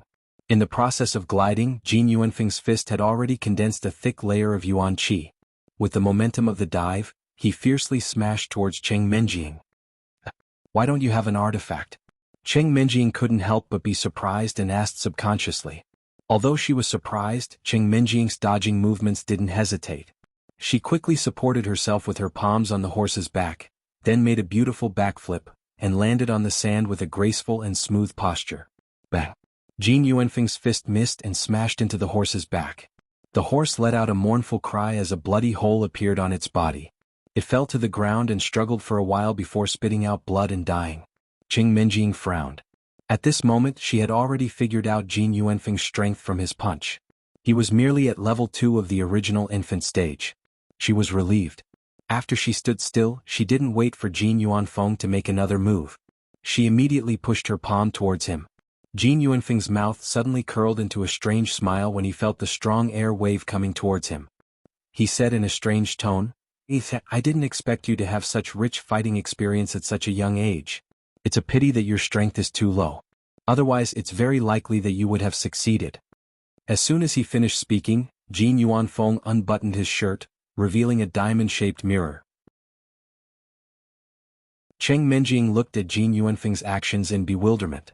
That mirror looked extremely ordinary. Could it be that this fellow thought that he could use an ordinary heart protection mirror to block my attack? However, Cheng Minjing quickly realized that she was wrong. When Jin Yuanfeng channeled his qi into the mirror actually reflected a transparent barrier in front of him. At this moment, Cheng Minjing's palm wind had just touched the surface of the barrier when the barrier suddenly flashed with a layer of light. Immediately after, the palm wind was reflected back. What the hell is this? Cheng Minjing was momentarily shocked. She didn't have the time to dodge and was hit by the rebound palm wind. Fortunately, Cheng Minjing had already used her qi to protect the vital parts of her body. Although she was pushed back a few steps by her own palm wind and her internal organs churned for a while, it wasn't a big deal. "Little girl, didn't you ask me why I don't have a magic artifact? This is my magic artifact." Pointing to the diamond-shaped mirror hanging on his chest, Jin Yuanfeng proudly raised his chin and said, "You are a teenage mutant ninja turtle." Cheng Minjing finally calmed down her surging qi and blood and couldn't help but scold him. "What turtle?" Jin Yuanfeng blinked his eyes. He didn't understand the term Cheng Minjing mentioned. He simply continued to introduce it with satisfaction. "But that's not important. My magic artifact is a defensive type. Its effect is indeed the same as a turtle's shell. It can perfectly reflect the opponent's attack. With your insignificant strength, any attack you launch will not be able to harm me. Instead, it will only cause you more pain. so I advise you to obediently surrender." Shishan Yo, who was listening not far away, suddenly changed his expression. He didn't expect there to be such a shameless magic artifact in the world of immortal cultivation. It seemed that Qing Minjing was in trouble this time. Even if she could win, she would have to pay a great price. But on second thought, Shishan Yo felt that he was lucky. The palm wind that Qing Minjing had launched just now didn't seem to exert her full strength. It was obvious that she was also testing the opponent. Otherwise, she would have been killed by him by now. So that's how it is. It seems that I really underestimated you. After listening to him, Qing Minjing nodded and smiled slightly, but now that you have revealed the secret of the magic artifact, there is no need for me to hold back anymore. Let's end the battle as soon as possible. Before she finished speaking, Qing Minjing's elemental energy, which was originally covering her body, suddenly surged. Her cultivation at the peak of the nascent soul stage was instantly revealed. Before anyone could react, she waved her slender left palm at Jin Yuanfeng and shouted, "Dark Devour." What? You're not at the second level of the original infant stage. Jin Yuanfeng was stunned by the aura that Qing Minjing was emitting. He stuttered in shock. The girl in front of him seemed to have changed into a different person. From her petite body, a majestic pressure was released. It caused Jin Yuanfeng to feel a deep sense of fear. A gust of suffocating air, mixed with the sand that had been roasted by the sun, swept toward Jin Yuanfeng in an overwhelming manner. Although he was still in the middle of the desert, Jin Yuanfeng felt as if he had fallen into an ice cave. He hurriedly used all his strength and poured all the qi in his body into the mirror in front of his chest. A transparent barrier that was even wider and thicker than before was quickly reflected in the mirror, standing straight in front of Jin Yuanfeng. Seeing that the powerful qi was blocked outside the barrier, Jin Yuanfeng let out a sigh of relief. Boom. In the blink of an eye, Qing Minjing's martial technique smashed heavily on the thick barrier. At that moment, it was as if the entire world had come to a standstill. Even the flying grains of sand seemed to have stopped moving in that instant. Jin Yuanfeng and the mounted gangsters behind him stared fixedly at the barrier. All sound had disappeared from their ears. The only thing left in the world was the barrier and the powerful qi in front of it.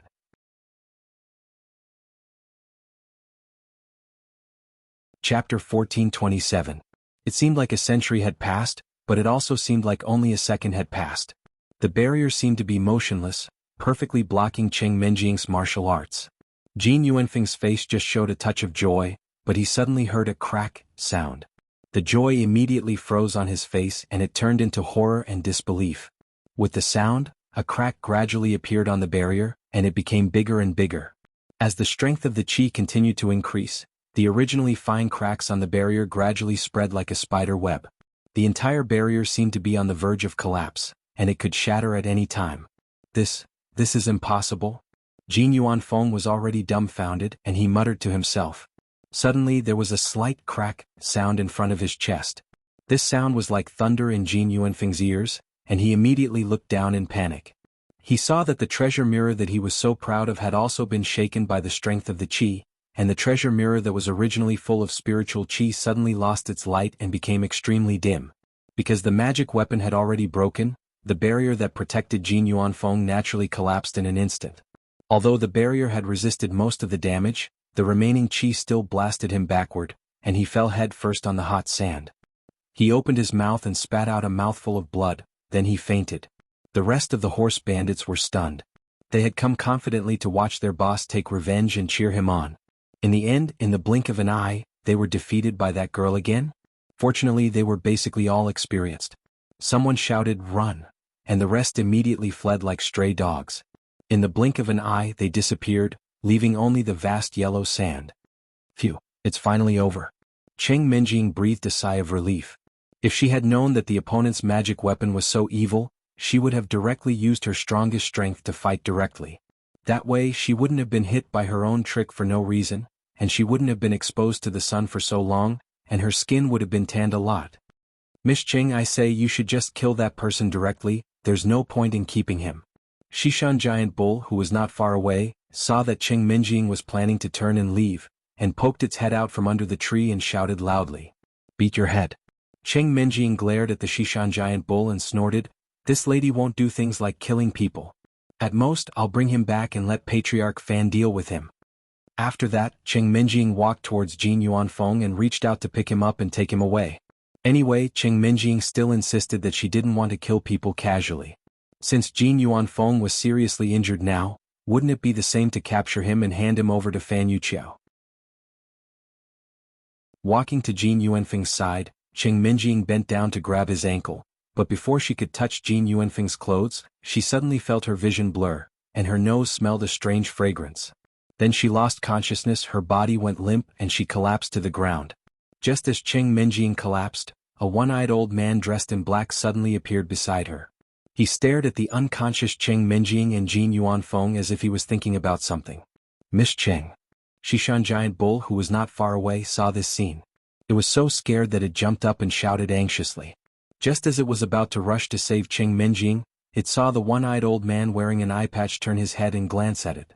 The old man's only eye exuded a frightening light, and Shishan Giant Bull, who was stared at, only felt a cold vibe like that of a poisonous snake lingering in its senses. Shishan Giant Bull immediately judged that its strength was far inferior to the one-eyed old man. It could only helplessly stop and stand in place, not knowing what to do. After the one-eyed old man glanced in the direction of Shishan Giant Bull with one eye, he seemed to have made a decision. He picked up Cheng Minjing and Jin Yuanfeng from the ground and quickly used his movement technique to leave, disappearing into the vast desert. The Shishan Giant Ox stood rooted to the ground, dumbfounded. The Fan family members were even more helpless. Their strength was inferior to the Shishan Giant Ox's. Seeing that Fairy Cheng had been easily taken down, they didn't dare to let their imaginations run wild. They could only look at the Shishan Giant Ox and obediently wait for its instructions. The Shishan Giant Bull and the Fan family stayed in the desert for a long time, but they still didn't see Cheng Minjing return. They could only return to the Fan family in confusion. Fan Yuqiao, who was standing at the door expectantly, was very happy to see everyone return safely. However, he soon discovered that Fairy Cheng had disappeared. After learning about the entire matter from the servants, he was also a little stunned. Could it be that there was another faction behind the bandits' leader? Did they find out that Fairy Cheng attacked the bandits so they came to take her away? Although there were thousands of worries in his heart, Fan Yuqiao didn't dare to be disrespectful to Shishan Giant Bull. He still provided it with good food and drinks, asking about its well-being every day, for fear that he would not take good care of it. This was because Fan Yuqiao really couldn't determine if Fairy Cheng could subdue the black-robed man and successfully escape after being captured. Furthermore, although the Shishan Giant Ox's strength was average, it was still her grandfather. If Fairy Cheng returned and saw that her grandfather had been chased away, she would probably be unhappy. In addition, Fan Yuqiao tried to send goods to Baxian County a few more times and was pleasantly surprised to find that the bandits had been swept away. The entire road was unimpeded, and the Fan family's business returned to normal again. After learning of this news, Fan Yuqiao couldn't help but be ecstatic. He gave all the credit to Fairy Cheng and was even more diligent in providing for the Shishan Giant Bull. This was also a disguised form of repayment to Fairy Cheng. In any case, raising a person was really nothing to the Fan family. Although Fan Yuqiao didn't take this matter to heart, Shishan Giant Bull couldn't sit still in the Fan family. It often sat alone in the room, feeling very uncomfortable. Although Shishan Giant Bull enjoyed the fruits of others' labor, he naturally knew that Fan Yuqiao only took him in because of Cheng Minjing. Fan Yuqiao treated him like a grandfather. Otherwise, with his insignificant foundation establishment Cultivation, he wouldn't even be able to become an ordinary consecrator. He might have already been expelled from the Fan family. Exalted Immortal Shao, where are you now? Now that your fiancé has been taken away by a stranger, I'm just a mere foundation establishment cultivator. I can't be of any use at all. You'd better appear quickly and help me. Shishan Giant Bull stared at the ceiling in a daze, wailing in his heart. Chapter 1428. On the other side of the world of cultivators, in the Burning Sky faction of the Lucian Prefecture. My husband Xiaoqin, why are your ears so red all of a sudden? Could it be that some woman is missing you? Hong Zhu, who was lying on Xiaoqian's shoulder, teased his burning ears and teased him with a smile. Oh, maybe it's Minjing and Tang Tang who are missing me. Xiaoqin didn't pay attention to Hong Zhu's dishonest hands, and continued to look at the map on the table with his head lowered. I think it's you who are missing them, right? Hong Zhu chuckled and looked down from Xiaoqian's shoulder. She asked curiously, My husband Xiaoqin, what are you looking at? You've been looking at this map for 2 or 3 days. Could it be that you still can't see anything? This is a map of the world of cultivators. I asked Duan Suqing for it. Xiao Chen's finger ran across the map. In the past few days, he had already memorized the geographical locations of the world of cultivators marked on the map. You mean you are going to? Hongzhu blinked and asked tentatively. Yes, it's time to leave. Xiao Chen put away the map and said with a serious expression, it has already been more than a month. The people from the Burning Sky faction have more or less swept through the small towns around the Lucian County. However, there is still no news of them. Therefore, I plan to leave this place in 2 days and go to the other counties to ask around. Otherwise, it is not a good idea to always stay here. I will go wherever you go. The world of cultivators is so big. I want to go with you. Hongzhu was not surprised by Xiao Chen's plan at all. She nodded and agreed. Actually, Hongzhu felt that living in the Burning Heavens faction was quite boring. Every day, apart from dual cultivating with Xiao Chen and drinking the medicinal soup he brewed to help her break through, basically everything was taken care of by someone else. Every day she had to stretch out her hands to get her clothes and open her mouth to eat. It was almost suffocating her to death. Do you think we are going to travel? What's so interesting about the world of cultivators? Xiao Chen knocked Hongzhu's head and snapped. In any case, your disciple's junior brother has more or less recovered from his injuries, and we don't have any reason to continue staying in the Burning Heavens faction. Let's just treat it as a vacation that we can leave whenever we want. Hongzhu rubbed his head in an unconcerned manner as he muttered to himself. What do you mean my disciple's junior brother? Xiao Chen was taken aback at first, but after pondering for a moment, realization dawned on her. Not knowing whether to laugh or cry, she glared at Hongzhu and said, My big sister Hongzhu, can't you speak properly? Their relationship is already weird enough and you're still messing around.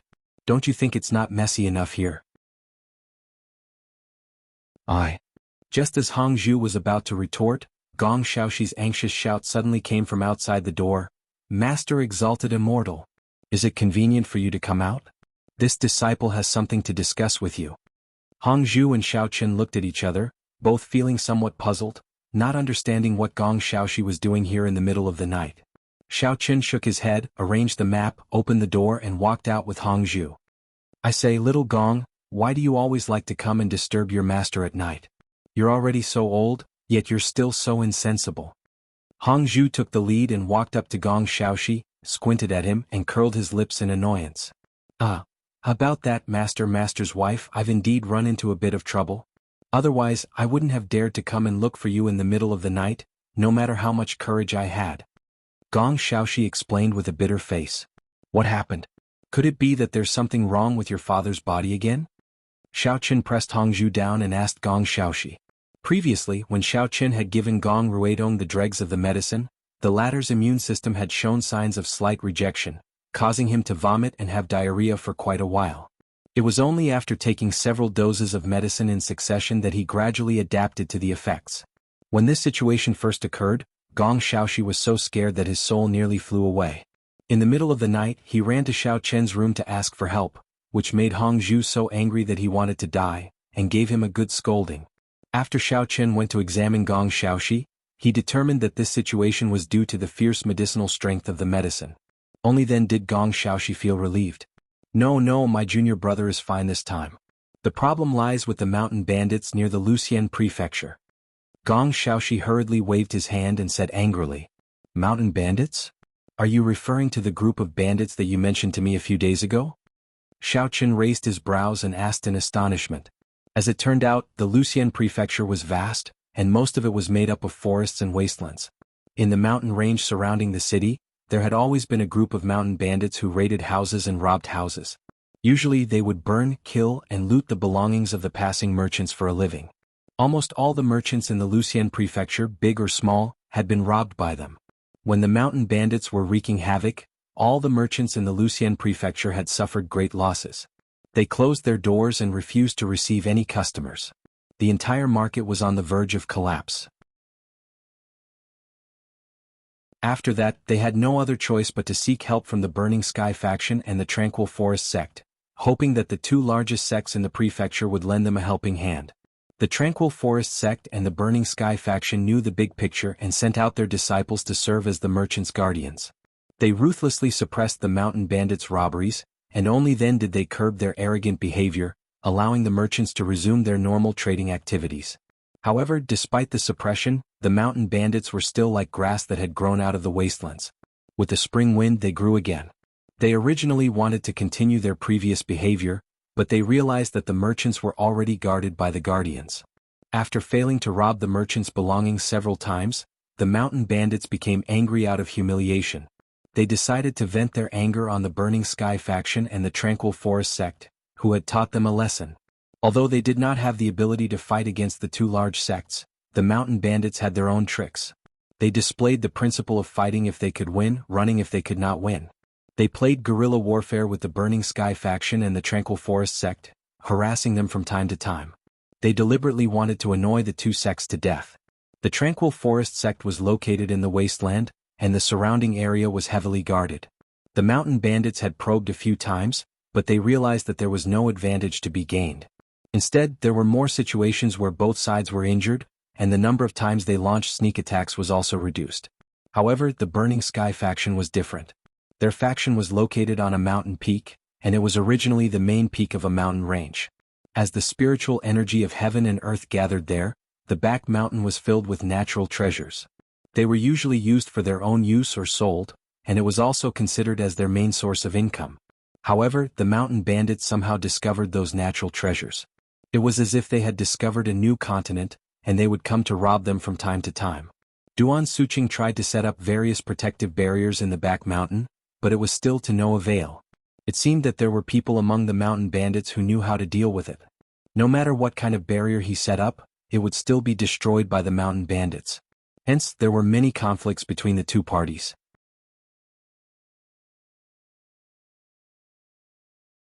Chapter 1429.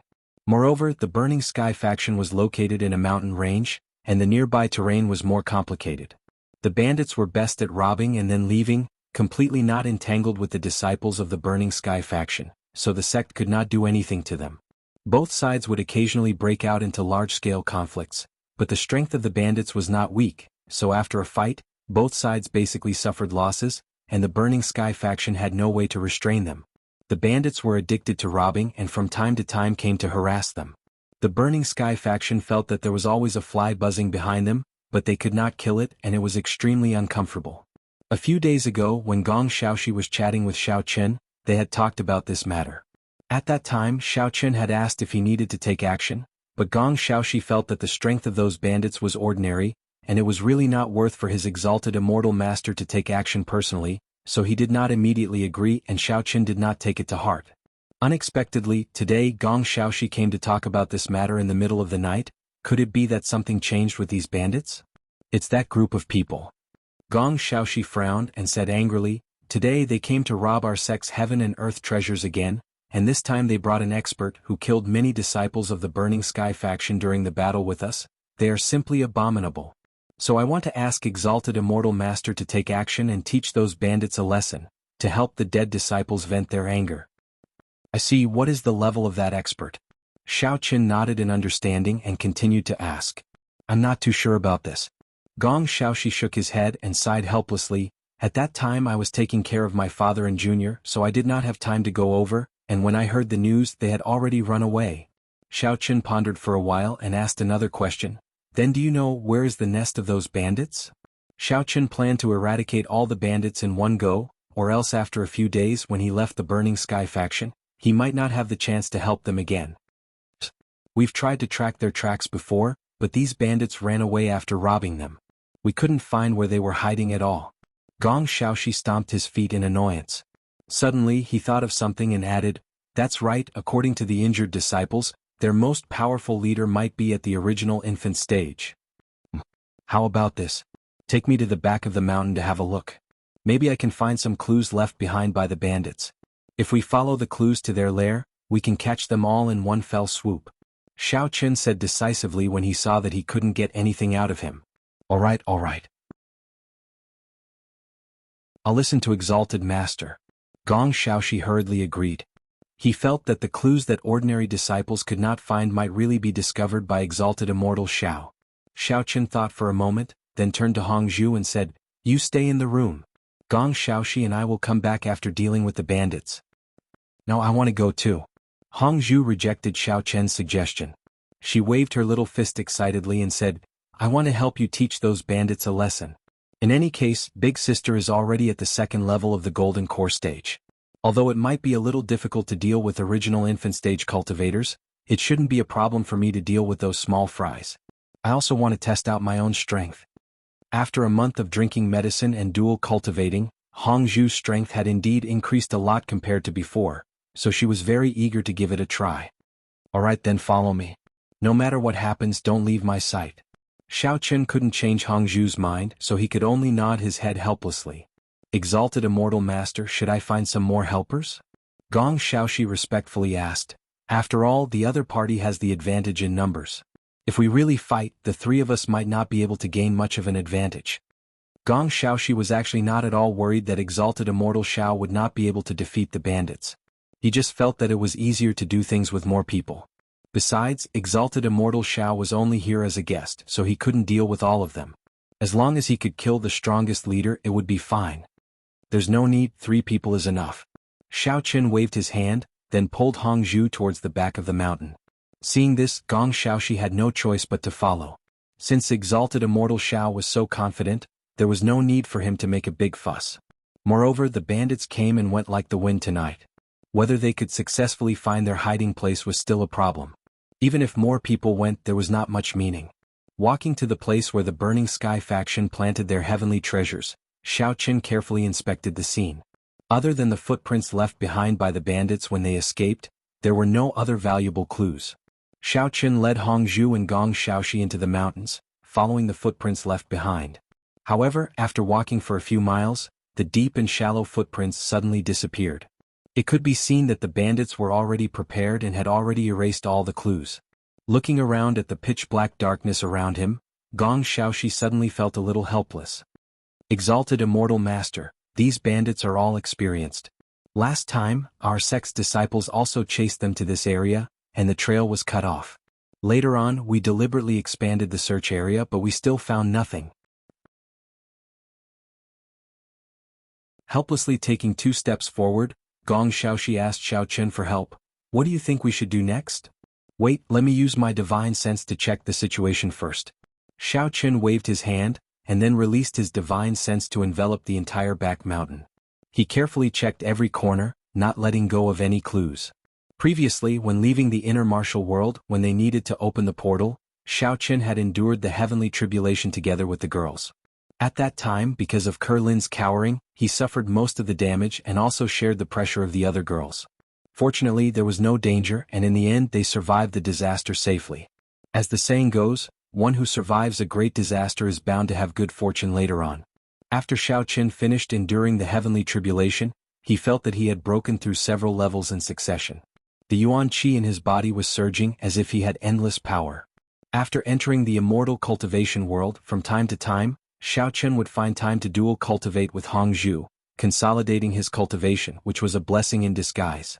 Finally, his strength stabilized at the 7th level of the profound ascension stage, which was why he could release such a large range of divine sense at this moment, covering the entire back mountain. Feeling an extremely huge and unfathomable divine sense spiritual power spreading out, Gong Xiaoxi couldn't help but be secretly surprised. He quietly took a step back and asked Hong Zhu in a low voice, "Master's wife, what is my master's current strength?"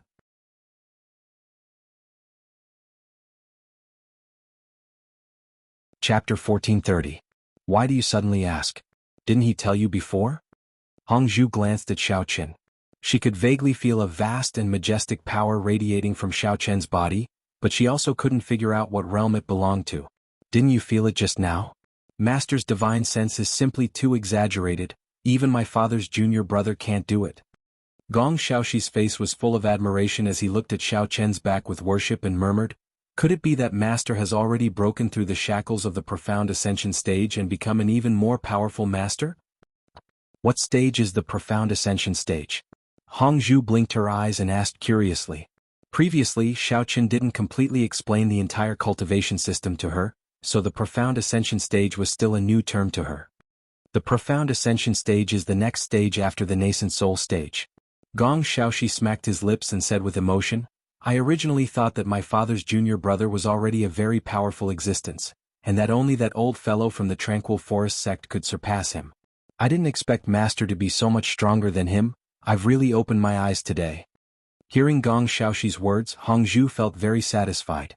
She puffed out her chest and said with a proud smile, "Little Gong, why do you think big sister, Master's wife, I would fall for your master?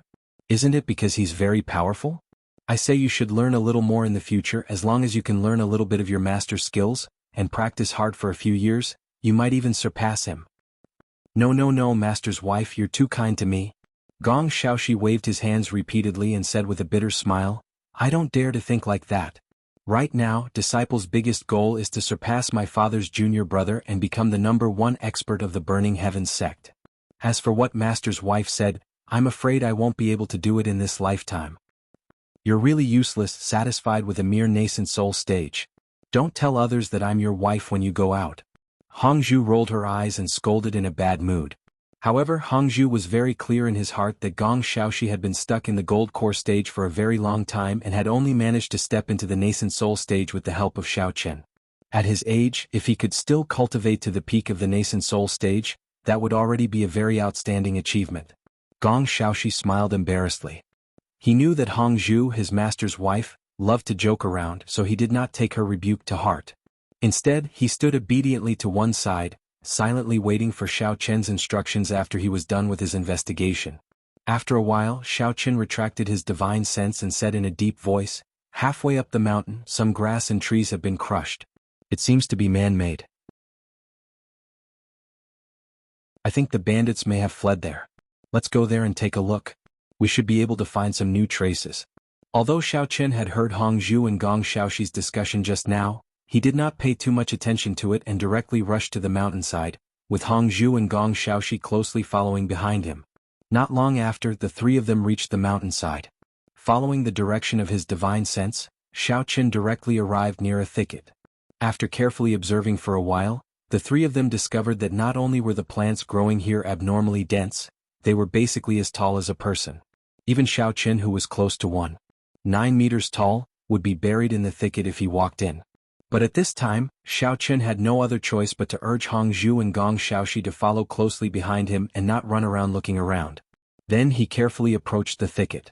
While exploring, he also had to be on guard against any wild beasts in the surroundings, and at the same time ensure everyone's safety. Clatter. After walking for a few hundred meters, Xiao Chen suddenly felt as if he had stepped on something. The sound of metal colliding could be heard. It was especially loud in the silent night. Coupled with the atmosphere of the deep mountain forest, it almost gave Gong Xiaoxi a fright. Xiao Chen, on the other hand, was not frightened. Instead, he carefully withdrew his foot and squatted down. He reached out his hand and felt around for a while, until his fingertips touched a steel chain. What's this? Xiao Chen gripped the chain tightly and pulled it upwards. Following Xiao Chen's tug on the grassy ground not too far away, a thick steel plate was suddenly lifted up at the end of the chain. A secret passage glowing faintly appeared in front of the three of them. Holy shit, I was wondering why I couldn't find any traces of those bandits. It turns out that they've all hidden themselves in this secret passage. What a good plan. Let's see if I don't catch you like a turtle in a jar today. Gong Xiaoxi cursed as he walked over. Then he stuck his head into the secret passage to take a look. After confirming that it was just an ordinary secret passage and that there was no danger, he jumped down first. Hongzhu had wanted to jump down after Gong Xiaoxi, but Xiao Chen stopped her. I'll go down first. You can come down after I've checked that there's no problem. Is that so? All right. At first, Hongzhu was somewhat displeased. However, after thinking for a moment, she suddenly smiled like a flower and agreed. Seeing this, Xiao Chen was baffled. He did not know what this little girl was up to again. After jumping into the secret passage with Gong Xiaoxi, Xiao Chen sized up his surroundings and released his divine sense to do a thorough check. He discovered that there were indeed no traps. The bandits probably thought that this secret passage was well hidden and that there was no need for any other defensive measures. After confirming that there were no mistakes, Xiao Chen shouted towards the entrance of the cave, "Little Hongzhu, you can come down now. I'll wait for you down there." Oh, got it. Hongzhu stood on top of it and gave a sweet reply. Then she aimed at where Xiao Chen was standing and pounced towards him, directly crashing into Xiao Chen's bosom. Then she clung onto him and refused to come out. She even had a smile on her face as if her prank had succeeded. Xiao Chen was already prepared and did not stumble when Hong Zhu bumped into him. However, his heart still palpitated when he felt the warm and fragrant body in his embrace. Thinking about the way this little girl rolled her eyes and came up with wicked ideas, Xiao Chen could not help but smile helplessly. He raised his hand and lightly tapped Hong Zhu's head, whispering, "You did that on purpose, didn't you? Stop messing around. Can't you see what kind of environment you're in? Hehe, Xiao Chang husband, don't you feel very comfortable? Don't you want to hug me a little longer?" Hong Zhu hid in Xiao Chen's embrace and giggled mischievously. She purposely rubbed against his chest a few times before reluctantly leaving his embrace. Master's wife, you two are openly showing off your affection. Have you ever considered the feelings of your disciple? Gong Xiaoxi had an envious expression on his face as he watched Xiao Chen and Hong Zhu flirt with each other. He could not help but feel a deep sense of loss in his heart.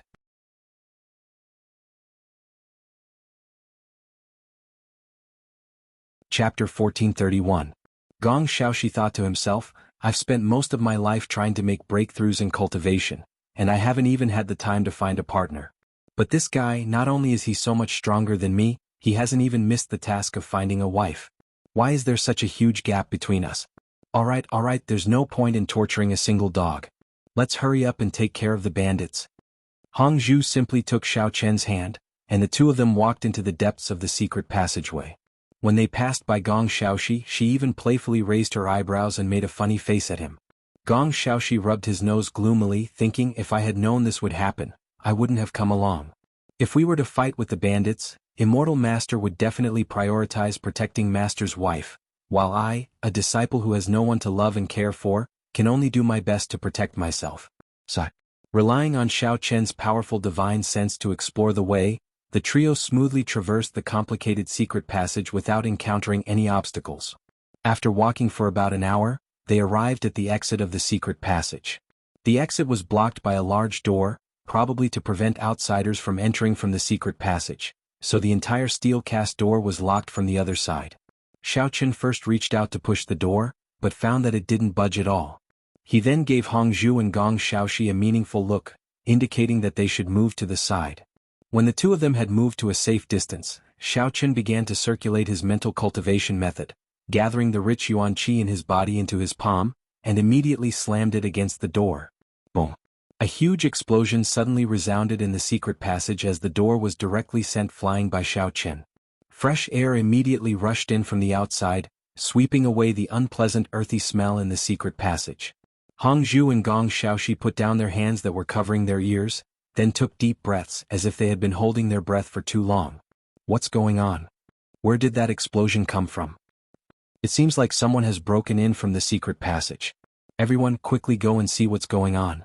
In the bandit lair, a group of men who happened to be patrolling nearby heard the noise and immediately rushed to the exit of the secret passage. One of them even blew a horn, obviously to inform the other bandits to come and help. Walking through the gate, Gong Xiaoxi couldn't help but click his tongue in amazement as he looked at the houses that were arranged in picturesque disorder. The scale of this place was much larger than the Burning Sky faction, and it looked extremely magnificent and majestic. Motherf *Ker, there's actually such a luxurious courtyard hidden in this crooked place. Gong Xiaoxi sighed from the bottom of his heart. It seems like the mountain bandits have robbed quite a number of things from our Lucian prefecture.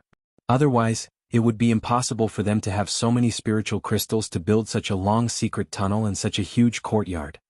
Seeing two men and a woman suddenly appear in the secret passage, the bandit squad leader who had rushed over with the patrol team was immediately shocked. His eyes widened as he pointed at Xiao Chen's group and cursed, "Who are you people? How dare you come here and behave atrociously? Are you tired of living?" "Oh, I am a great deity invited by the Burning Sky faction. I heard that some small bandits are not very clean and have stolen the treasures that they have painstakingly cultivated, so they sent me over to take a look." Xiao Chen looked at the bandit indifferently and said sarcastically, "I didn't expect you to be just a group of mobs who are good at hiding in the dark. Ah, you are just a skinny lad and you have the nerve to call yourself a great deity? Who gave you the courage?" The squad leader sized up Xiao Chen and did not take him seriously at all.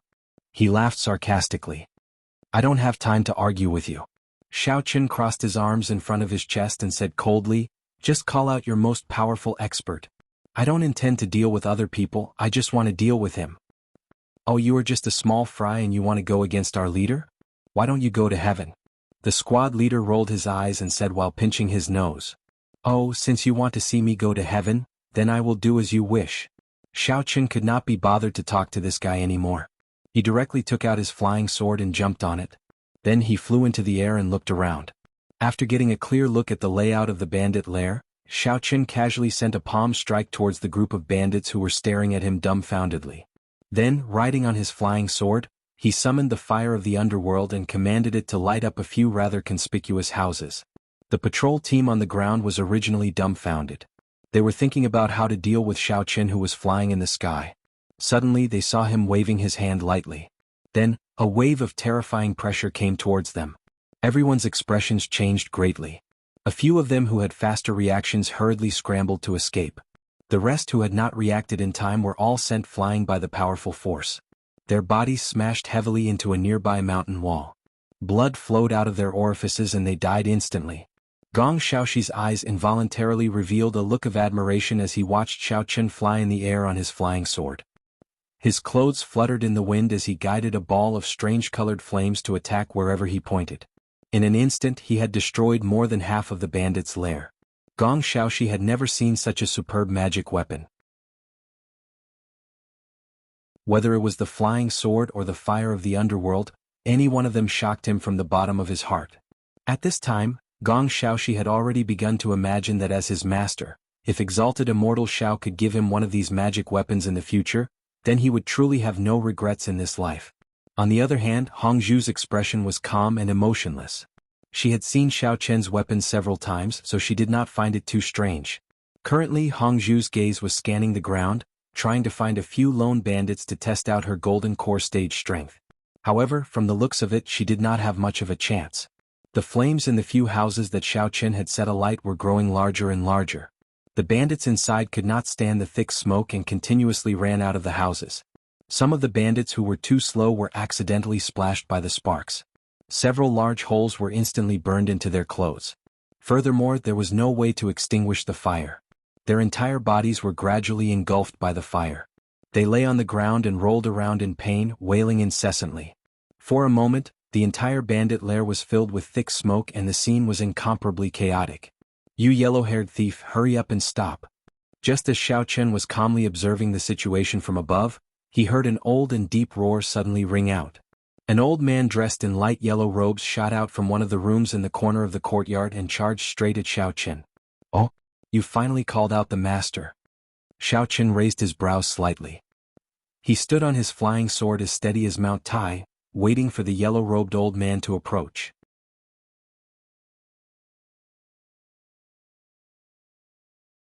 Chapter 1432. When the yellow-robed old man gradually approached Xiao Chen, he suddenly took out an iron horsetail whisk and flung it at Xiao Chen. Then, with a somersault, he landed firmly on the ground. "Xiao Chong, husband, be careful. Master, be careful."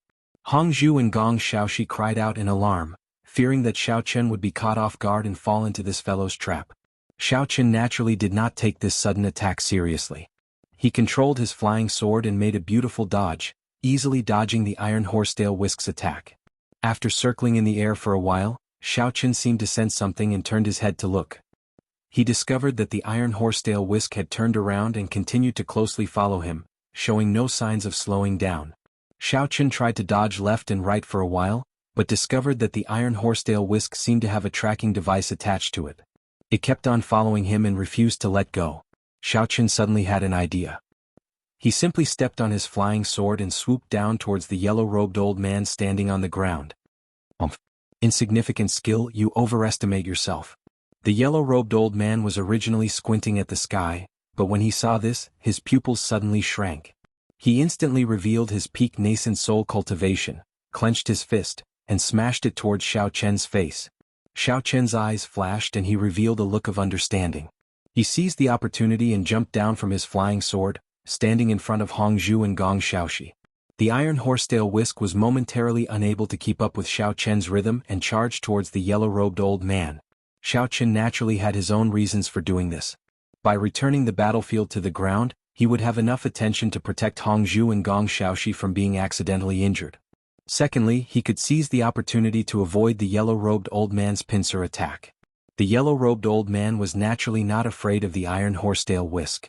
His outstretched hand turned into a claw and directly grabbed his weapon. He then stared at Xiao Qin and sinisterly said, "Brat, I didn't expect you to have some ability. Of course, my exalted immortal master's strength is not something you can handle." When Gong Xiaoxi saw that Xiao Qin had perfectly dodged the bandit leader's attack, he couldn't help but raise his eyebrows and shout proudly, "Hurry up and surrender, otherwise don't blame us for being impolite." The yellow-robed old man swept his eyes over the two men and one woman in front of him. A glint flashed across his eyes as he said unhurriedly, "You are all from the Burning Sky faction, right? We've been fighting back and forth for so many years, and I've only robbed you of some heavenly materials and earthly treasures. We've always lived in harmony, so why did you suddenly come and destroy the courtyard that I've painstakingly built? You snatched someone else's things, yet you still have the face to say such words. You really don't know your place." Hong Zhu snorted and smartly retorted. "Exactly. You stole our natural treasures, destroyed our barrier, and killed our disciples. How could such a deep hatred be described as peaceful coexistence? How shameless." Gong Xiaoxi also chimed in. The yellow-robed old man's face immediately darkened. A dignified aura emanated from his body as he said fiercely, "Very well. Since you insist on exterminating us this time, then don't blame this old man for being impolite. Today either you die or I die." It turned out that this yellow-robed old man was the leader of this group of bandits. His name was Wei Shizhong. Usually when the bandits raided homes he was the one holding the line. If anything happened he would take action to suppress the situation. In fact, Wei Shizhong didn't want to be enemies with the Burning Sky faction. After all, not only did this group of bandits usually have to deal with the Burning Sky faction, they also had to rob the Tranquil Forest sect from time to time. Therefore the other party was also eyeing them covetously. If he didn't do his job well he wouldn't be able to snatch anything if he went easy on them, and if he went heavy on them he would provoke the two sects and draw out the old ancestors and old monsters behind them. Then he would be in big trouble. Therefore on normal days Wei Shizhong's principle was to snatch whenever there was a chance, run after snatching and avoid fighting if possible. On the basis of preserving his greatest strength, he would try his best to snatch as many resources as possible. Actually, Wei Shizhong didn't expect that the Burning Heaven faction would find their way into his old nest. The reason why he said that was because he planned to borrow his pressure to scare the Burning Heaven faction and make them retreat in the face of difficulties. After these few people retreated out of fear, the Burning Sky faction would only dare to close one eye the next time they went to steal heaven and earth treasures, allowing them to snatch those heaven and earth treasures. Then both sides would be able to reach a balance again in the future.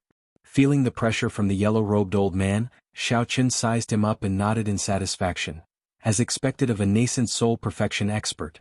But unfortunately the speed of your punches is too slow. You might not even be able to hit a fly. Exalted Master, this old man is actually a nascent soul perfection expert? Looks like you're in luck today. When Gong Xiaoxi heard what Xiao Qin said, he couldn't help but blurt out in surprise. Previously, Gong Xiaoxi heard that the bandit leader's strength was very high. He estimated that he was at least in the nascent soul stage, but he didn't expect that he had actually reached the nascent soul perfection realm. Hehe, are you afraid? This old man is indeed in the nascent soul perfection realm. This is absolutely not a lie. If you are afraid this old man can give you a chance, hurry up and scram. Otherwise next year today will be the day of your death. Wei Shizhong thought that his pressure was effective, so he put on an imposing manner and shouted. Thinking that he had scared off the Burning Sky faction's invasion, Wei Shizhong couldn't help but feel a little smug in his heart. In the future they could go to the Burning Sky faction to steal herbs without fear. Just thinking about it was really satisfying. "Io? This is really great, Exalted Master. You can finally fulfill your wish." Gong Xiaoxi was surprised and happy as he slapped his thigh and laughed. Xiao Qin shrugged his shoulders and glanced at Gong Xiaoxi. He said indifferently, "Look at you, why are you so excited? Isn't it just a nascent soul perfection realm? Look at your inexperienced look. Won't you be laughed at if word of this gets out? You're really useless. Kit, you're actually his master at such a young age? And an exalted immortal?"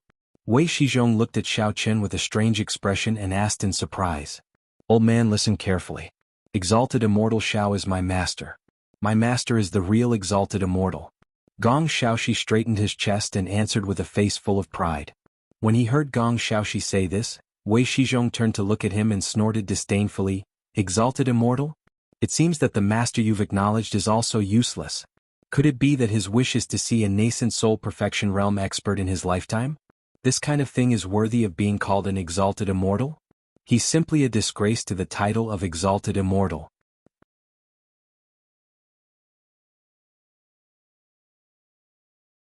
Chapter 1433. Old fart, don't be so stupid. My upper immortal master has no interest in a low-level cultivator like you. He's just lonely as an expert and wants to find someone who's passable to test his moves. At the same time, let me see how a cultivator at the peak of the nascent soul stage is killed. Gong Xiaoxi raised his chin and shouted. What did you say?" Wei Shizhong was still immersed in the thrill of scaring off his opponent. When he heard Gong Xiaoxi's words, he could not react and asked subconsciously. "My master wants to kill a full-circle nascent soul stage cultivator. We've been waiting for this wish for a long time. Now that you've appeared, we're so happy." Gong Xiaoxi was not afraid at all. He repeated his words again, then shook his legs and laughed coldly. "How dare you? How dare you make fun of me? I'll send you on your way first." Wei Shizhong realized that he had been fooled. He was so angry that he trembled. He stared at Gong Xiaoxi and roared. As soon as he finished speaking, Wei Shizhong immediately injected primordial qi into every thread of the iron horsetail whisk in his hand. Then he raised his palms slightly. The threads were like sharp thorns. They suddenly stood up and shot straight at Gong Xiaoxi. Gong Xiaoxi was shocked. His sneer stopped abruptly and he retreated. Just as he was about to call for his immortal master to save him, he saw Xiao Qin suddenly move. What kind of stupid magic weapon is this? It's more like it's used to drive away mosquitoes. You actually have the nerve to take it out to show off. Don't you have any decent magic weapons on you? As Xiao Qin sneered, he stretched out his hand and easily caught the threads that flew past him. Then he exerted some strength in his wrist and snatched the entire iron horsetail whisk into his hand. Seeing this, Wei Shizhong's expression could not help but sink. Xiao Qin's attack speed was indeed astonishing.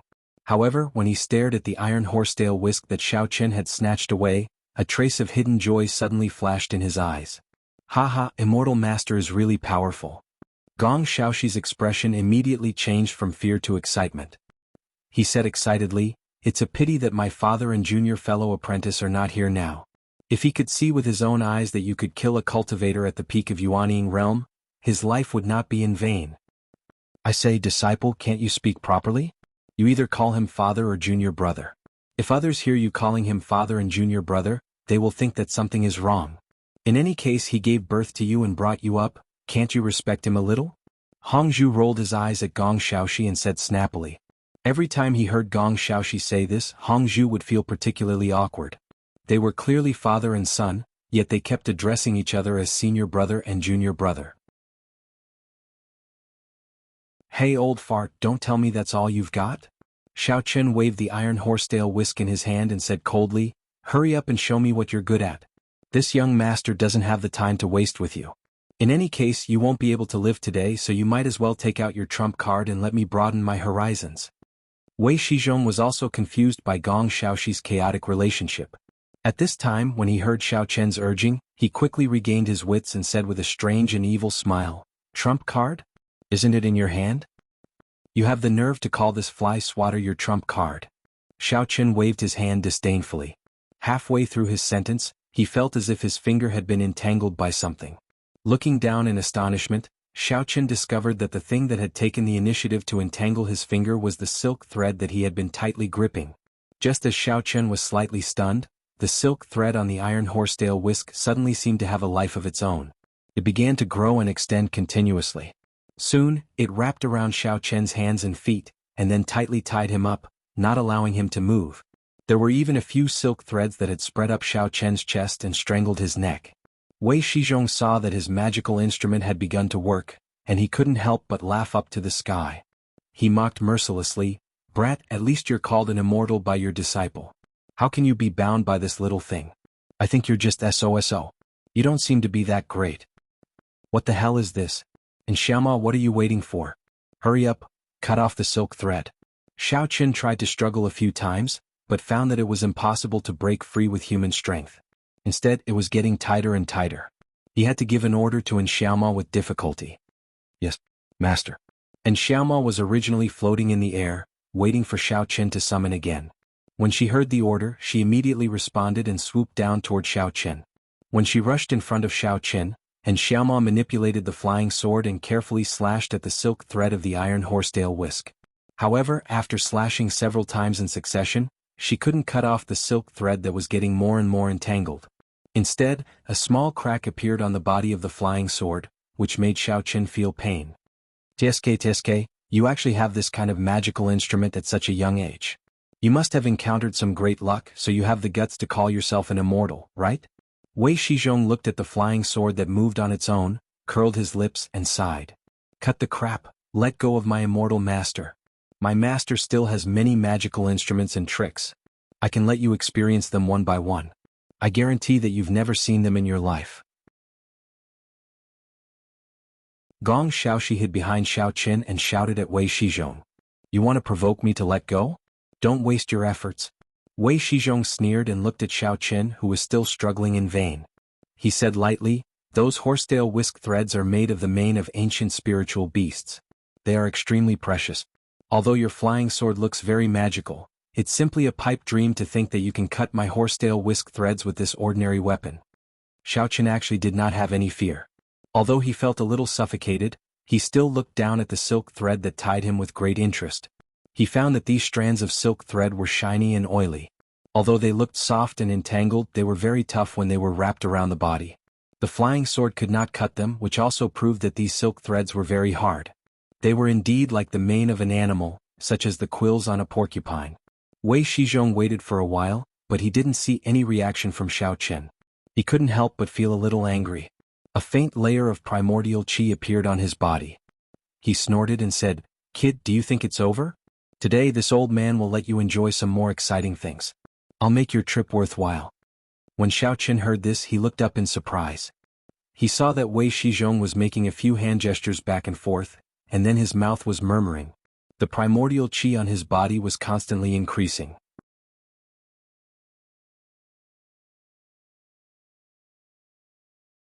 Chapter 1434. After looking for a while and not finding any clues, Xiao Qin was puzzled. Suddenly, a familiar blue light flashed under his eyelids. Looking down, Xiao Qin found that the iron horsetail whisk in his hand seemed to have some kind of reaction. Several blue lights gradually appeared on the handle and quickly spread toward the silk thread. Xiao Qin was alarmed. This color, this light, why is it so familiar? I seem to have seen it before. Before Xiao Qin could recall what this blue light was, he felt his whole body suddenly convulse, as if he had been electrocuted, and all his muscles tightened together. Xiao Qin hurriedly operated the yuan qi in his body to resist, and then could not help but secretly roll his eyes. He thought to himself, it seems that I must have offended the god of thunder and goddess of lightning in my previous life, so I am often tortured by thunder and lightning in this life. This kind of familiar tingling and numbness, if it is not a lightning strike, then what is it? However, what surprised Xiao Qin was that his strength was obviously higher than that old man's, but he could not break free from the silk thread that was wrapped around his body. What is going on? Isn't this a little too strange? How can I get out of this predicament? Xiao Qin thought to himself as he felt the numbness from the electricity coursing through his body. Seeing Xiao Qin being electrocuted from time to time, the corners of his mouth involuntarily twitching, Hongzhu and Gong Xiaoxi, who were originally very confident, had their complexions changed. Hongzhu was a little better, but Gong Xiaoxi's forehead had begun to break out in a cold sweat. He thought to himself, could it be that his immortal master is going to fall under this guy's strange trick? Both of them wanted to help Xiao Qin, but their cultivation was too low. Even if they went up, they were no match for Wei Shizhong. If they went up, they would only die in vain. They could only watch helplessly as the iron horsetail whisk tightly wrapped around Xiao Qin's body. They could only watch helplessly from the side, but there was nothing they could do. Wei Shizhong observed for a while and saw that Xiao Qin really couldn't break free from his iron horsetail whisk. He was secretly happy, but he coughed and pretended to be indifferent. Originally, this old man didn't want to kill anyone today, but since you don't know what's good for you, this old man has no choice but to keep you here. Take this as a lesson to the Burning Sky faction, and let them know that in the future, don't think of ways to go against us. After he finished speaking, Wei Shizhong clenched his fists and circulated his yuan qi. With a slight movement of his body, he instantly appeared in front of Xiao Qin. Then he raised his arm and smashed down fiercely at Xiao Qin's head.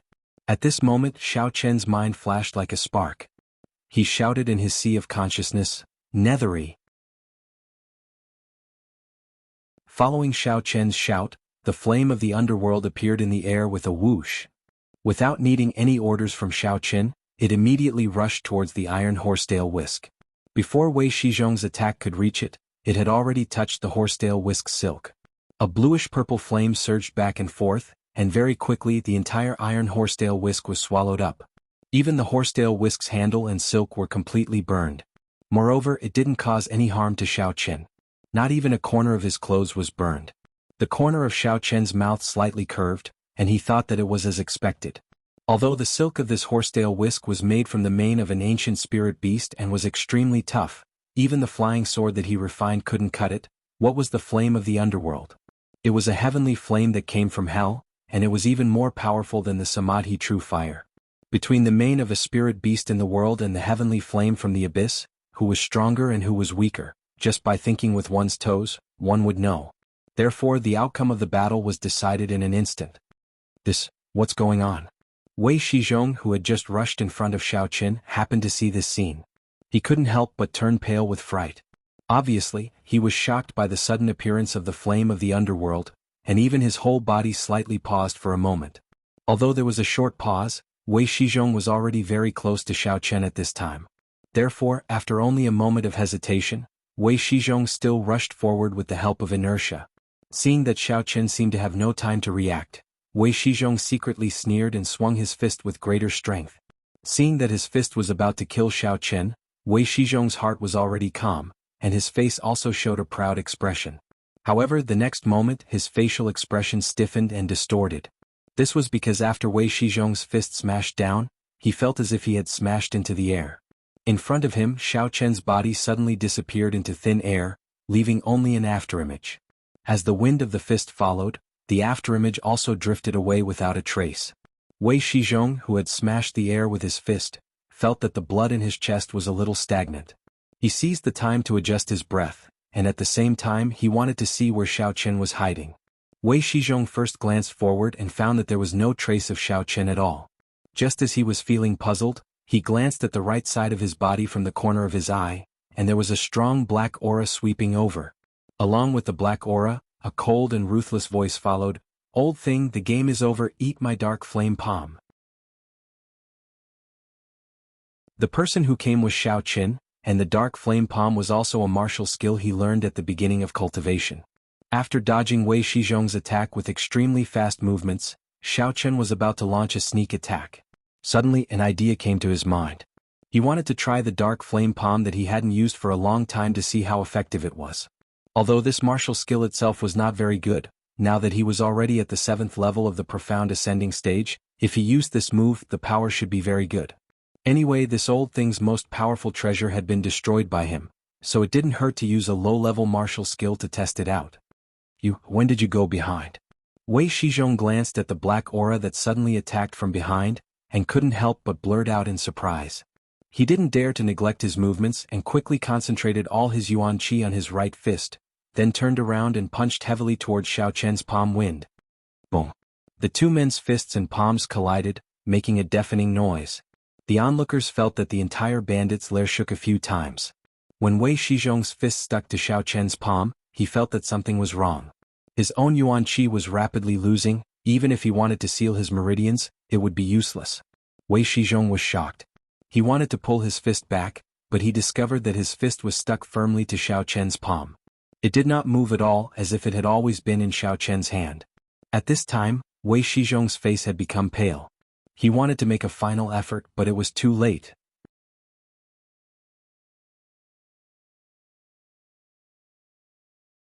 Chapter 1435. Wei Shizhong's right hand was quickly swallowed up by the black aura that was radiating from Xiao Chen's palm. The black aura continued to spread upward along Wei Shizhong's right hand, just like the silk threads on his iron horsetail whisk. It did not take long for his entire body to be shrouded in it. Wei Shizhong did not notice it at all. He was still trying to pull his right hand away from Xiao Chen's palm. Then he suddenly felt a chill all over his body. Just as he was about to lower his head to check the situation, a stabbing pain suddenly erupted from the skin of his body straight to his heart. Wei Shizhong did not even have time to scream before he fell to the ground with his entire body turning black. Blood flowed out of his 7 orifices and he died instantly. Wow. Master Immortal, you're too awesome. Killing a cultivator at the peak of the nascent soul stage is simply a piece of cake. Gong Xiaoxi cheered with a face full of ecstasy. I must repeat this scene to my father and junior brother so that they can also know how awesome our master is.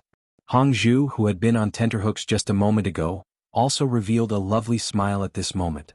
Like a swallow returning to its nest, she threw herself into Xiao Chen's embrace. Then she gave him a peck on the cheek and proudly said, I told you that my man wouldn't be defeated by this kind of old man. I really have good taste. Xiao Chen patted Hong Zhu on the head, then glanced at Wei Shizhong, who was lying on the ground as dead as a doornail. He shook his head and said to Gong Xiaoxi with a regretful expression, It's a pity that this guy was too weak.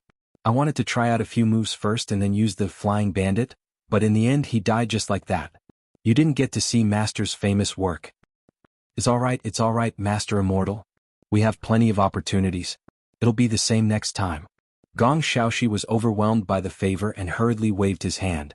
A few bandits who were still alive had been hiding far away to observe the battle. When they saw that Wei Shizhong had been killed, they immediately turned around and fled, hoping to slip away before the enemy discovered them. But before they could run far, the mountain bandits suddenly felt their vision blur. Xiao Chen had rushed over and blocked their way. Seeing the playful expression on Xiao Chen's face, like a cat chasing a mouse, they all shivered in fear. They didn't know whether to kneel and beg for mercy or lie down and pretend to be unconscious. Don't run yet. I have a few questions for you. Xiao Chen casually dragged a skinny bandit over and asked nonchalantly, Other than that yellow-clothed old thing, are there any more powerful experts in your den? The skinny bandit had originally thought that he was going to die. He closed his eyes in trepidation and waited for his judgment. However, when he heard Xiao Chen's question, he hurriedly opened his eyes and shook his head. With a sincere expression he said, This exalted immortal, to tell you the truth, the old man that you killed earlier is called Wei Shizhong. He's our leader. There's no one more powerful than him here. Xiao Chen nodded and asked again, Also, where do you hide the things you usually rob? The skinny bandit rolled his eyes and was about to name a random place for Xiao Chen and the rest to search first. Then he would take the opportunity to slip away. But before he could open his mouth, he was interrupted by Xiao Chen. You better answer honestly. Don't waste my time with the wrong answer. Otherwise, I don't mind letting you end up like that old thing. The skinny bandit immediately shuddered and did not dare to have any more improper thoughts.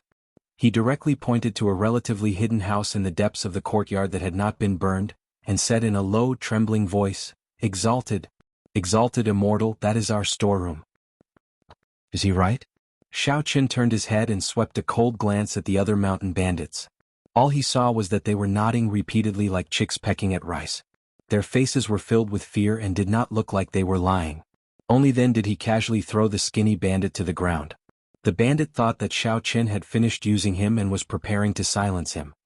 He crawled on the ground and did not dare to move, his back drenched in cold sweat. Scram. Don't commit any more crimes in the future. Just when those mountain bandits were on tenterhooks, Xiao Chen's indifferent voice sounded, Otherwise, if you are caught by this great immortal next time, you won't be as lucky as you were this time. For a moment, the bandits thought that they had misheard him.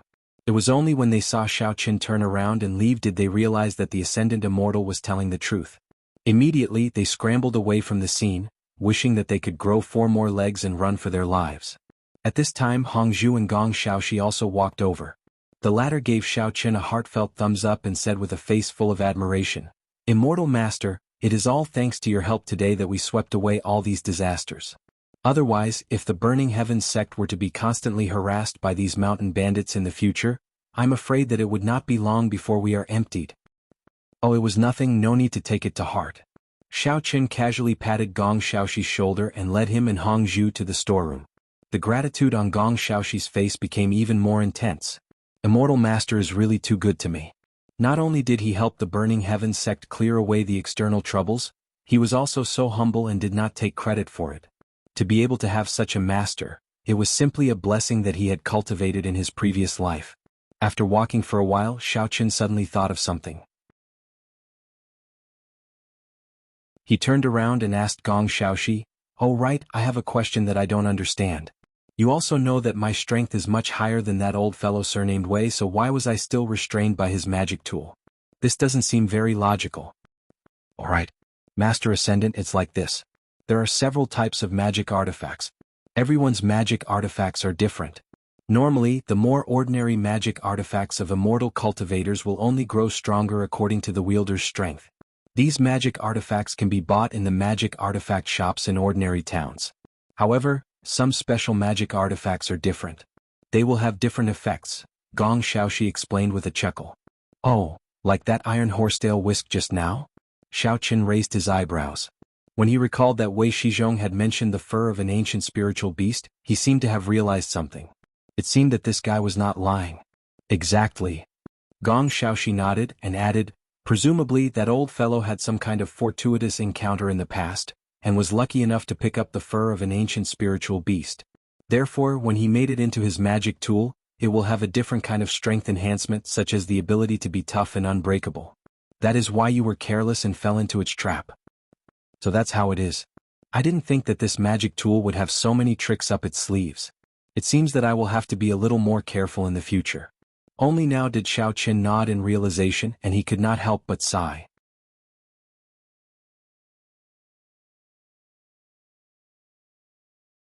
Chapter 1436. If it wasn't for the help of the flames of the underworld just now, Xiao Qin reckoned that he would have suffered a little at Wei Shizhong's hands. Although that old thing's strength wasn't good, at most he would only suffer some superficial wounds. If he was beaten up by someone weaker than him, he would still feel a little unhappy. How embarrassing it would be if word got out. Exalted Immortal Master, you are too modest. Isn't your magic tool also very powerful? Not only does it have a flying sword that can be controlled independently, but that bluish-purple flame is also very powerful. It can even burn the mane of an ancient spiritual beast in an instant. You didn't notice Wei Shizhong's expression at that time. It was as if he had seen a ghost. Gong Xiaoxi said as he slapped his thigh. Actually, Gong Xiaoxi was a little surprised. As an exalted immortal, how could Xiao Chang not know the principles behind a magic tool? However, he quickly found an excuse for exalted immortal Xiao. Gong Xiaoxi felt that Xiao Chang must have been a disciple of some hidden sect or great immortal, so he did not know much about the outside world. That must be it. That's right, that's right. At that time we were standing behind you and saw the old man's appearance. I felt that he had been scared silly. Hongzhu nodded repeatedly. When he recalled the scene from before, he still felt a little unsatisfied. At that time, I thought that if I could one day obtain a magic tool like that of Exalted Immortal Master, I would be willing to lose 20 years of my life. Gong Xiaoxi's eyes sparkled as he sighed with envy. I want it too. I want it too. It was as if Hongzhu had been enlightened by Gong Xiaoxi. She immediately grabbed Xiao Chen's arm and swung it around. She did not want to give up and said, Husband Xiao Chang, I don't dare to ask for a magic tool that's too rare. I feel disgusted by the fur of an ancient spiritual beast. Just let me play with your flying sword. Why don't you get a new one and give it to me as a gift? Alright then. If there is a chance in the future, I will help you snatch a few flying swords to use. Xiao Qin could not do anything about Hongzhu's pestering. He could only nod his head helplessly and agree. However, Xiao Qin had a different thought in his heart. Do you think flying swords are so easy to get? This flying sword of mine has a particularly troubled life. It had been smashed and rebuilt several times. Besides, even if you really have a flying sword, you may not be able to control it. Although everyone is a cultivator, there is still a fundamental difference. If you don't have a good understanding of divine sense, then you don't know how to use a flying sword. Hongzhu and Gong Xiaoxi were naturally unaware of Xiao Chen's inner ridicule. Just hearing his promise was enough to make them dance with joy. At this time they had already reached the back of the courtyard, the door of the storehouse that the skinny bandit had mentioned. Gong Xiaoxi jogged forward and forcefully pushed open the door of the storehouse. As soon as the door opened, it was filled with all kinds of heavenly treasures. There were also many rare treasures that had been plundered. The wooden shelves against the wall were filled to the brim, and there were even a few crooked wooden boxes stacked in the corner. Hongzhu hurriedly ran over and opened one of the boxes to take a look. He discovered that it was filled to the brim with spirit crystals. It was enough to show that these bandits had indeed harmed many of the merchants of Luxian Prefecture. Seeing the two people who looked as if they had struck a fortune and were filled with joy, Xiao Chen's expression was very calm. He looked around the storehouse but did not follow them in. Instead, he frowned slightly, crossed his arms in front of his chest, and leaned against the door frame. He lowered his head and fell into deep thought.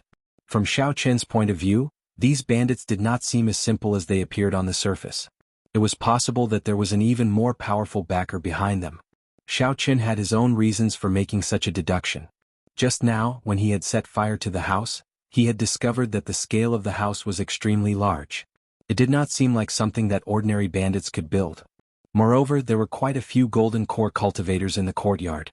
It must be known that even a large faction like the Burning Sky faction did not have many golden core disciples. How could a group of bandits have such high capabilities?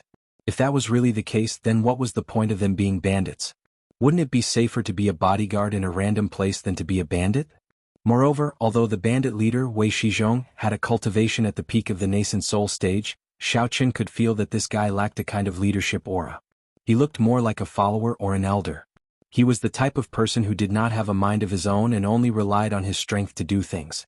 Even Duan Suqing, the head of the Burning Sky faction, although his strength was not high as the head of a sect, his temperament was more high-end and elegant. Naturally, he emitted a kind of prestige of a person in a high position, which was not inferior to Wei Shizhong's. These points were what Xiao Chen was puzzled about. If it was really as he had deduced and there was a powerful force behind these bandits, then if he did not uncover this force, these bandits would most likely come back in other ways. And most importantly, after this failure, these people might not be so easy to deal with. Thinking of this, Xiao Chen could not help but feel a little regretful. If he had known this would happen, he would not have let those escaping bandits go. Instead, he would have detained them and interrogated them carefully. At that time he did not think so much. He thought that these people were just ordinary bandits under Wei Shizhong. So he let them go and wanted them to do some serious business. Now that he thought about it, it was probably not that simple. It had to be said that sometimes Xiao Chen's intuition was surprisingly accurate. Those bandits were indeed not a group of their own. They were just small toys under a huge force. The group of bandits that Xiao Chen let go, as well as other people that he didn't notice, took advantage of the chaos to escape from their lair, and once again gathered together. After a short meeting, they separated into two groups. Some of them ran into the mountains to hide, while the others snuck into the Lucian prefecture. They found different places to stay, and then immediately reported the situation to their superiors, who were a level higher than Wei Shizhong. Then they quietly hid in a hidden place in the Lucian prefecture, waiting for the next order. A few hundred kilometers away from the Lucian prefecture, in a house in a bustling city, servants were busy coming and going. Strangely, although there were many servants walking around, there was only a room in the middle of the backyard. No one could be seen. Everyone seemed to be afraid of this place. When they passed by, they all took a detour. Moreover, their footsteps were very light, for fear of disturbing the people in the room who were talking in the room. In the room, there was an old man in purple sitting in the guest seat. On the main seat, there was a middle-aged man reclining. His face was wrapped in a thin gauze, so his appearance could not be seen clearly. However, his eyes that were exposed flashed from time to time. He looked very powerful.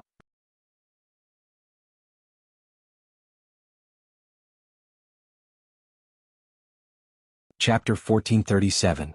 At that moment, the two of them were discussing something. The middle-aged man's voice was a little weak, and it sounded as if he was out of breath. It seemed that he had been injured recently and had not fully recovered. The purple-robed elder was full of energy. However, in order to match the middle-aged man's voice, he deliberately lowered his voice and reported something respectfully. "What is Lucian Prefecture doing?" The middle-aged man's voice carried a trace of anger, and his eyes were hazy. It was obvious that he was a little angry. Wei Shizhong disappeared without a word, and his subordinates even had to report it to the higher-ups. "What is going on?" "Young master, I also feel that this matter is a little strange." The purple-robed elder frowned and said in a low voice, "The horse bandits that were lying in ambush in Moyao Town also encountered a powerful immortal cultivator. You know about this, right?" "Yes, I let Jin Yuanfeng fight with her directly, but in the end he was no match for that little girl. If you had not arranged for someone to lie in ambush, I reckon that Jin Yuanfeng would have been killed." The young master sighed heavily, as if he was very disappointed with Jin Yuanfeng. "Yes, after that our people caught her. However, this little girl was very uncooperative with our questioning. My subordinates continuously interrogated her for a few days, but they did not manage to get anything out of her." The purple-robed elder's expression was a little dejected. Because Cheng Minjing's strength was relatively high, after she was captured, the purple-clothed old man did not dare to interrogate her. He did not even dare to let her break her skin. He was afraid that this little girl had the backing of a large family or sect that he did not know. They could only treat Cheng Minjing like a guest. They served her with good food and drinks and provided her with a comfortable room. Then they would suddenly ask a few questions. However, it was a pity that Cheng Minjing was smarter than them. So far, they had not been able to get any definite and effective clues out of her. Elder Shin, you said that the little girl's name is Ching Yaoyao? Are you sure that this is her real name? The young master muttered to himself for a while, then knocked on the table and asked. I'm actually not too sure. Elder Shin shook his head helplessly and said honestly, but even if she's not telling the truth, my subordinates won't be able to get the information out of her. After all, we can't torture her. You also know, there are many strange people and hidden experts in the immortal cultivation world. If she's the disciple or last disciple of some old monster, then it'll be troublesome. The young master nodded, expressing his understanding of Elder Shin's dilemma. After thinking for a moment, he asked, have you checked the roster in our warehouse? All the families or sects that have established diplomatic relations with us, as well as their collateral descendants, is there anyone with the surname Ching? It doesn't matter even if it's a man. I've checked everything that you've mentioned and I've checked 3 times. Coincidentally, there isn't a single sect or family with this surname. I've even specially asked them one by one. Not to mention the collateral descendants, even the servants that they've invited don't have the surname Cheng. Elder Shin shook his head again, looking very discouraged.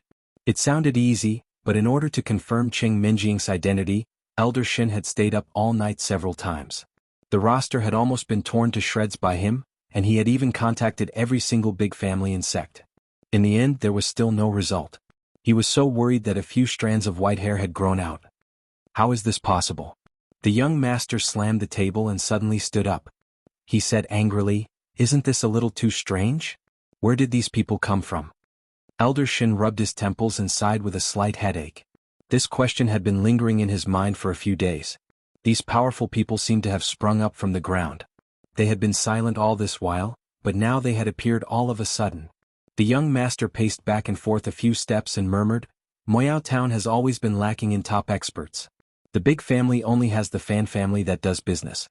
I didn't expect that Jin Yuan Feng would be killed by a little girl at the nascent Soul Realm.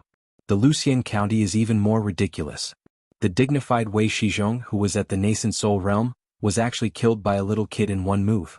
Looks like that guy is at least at the profound ascension stage.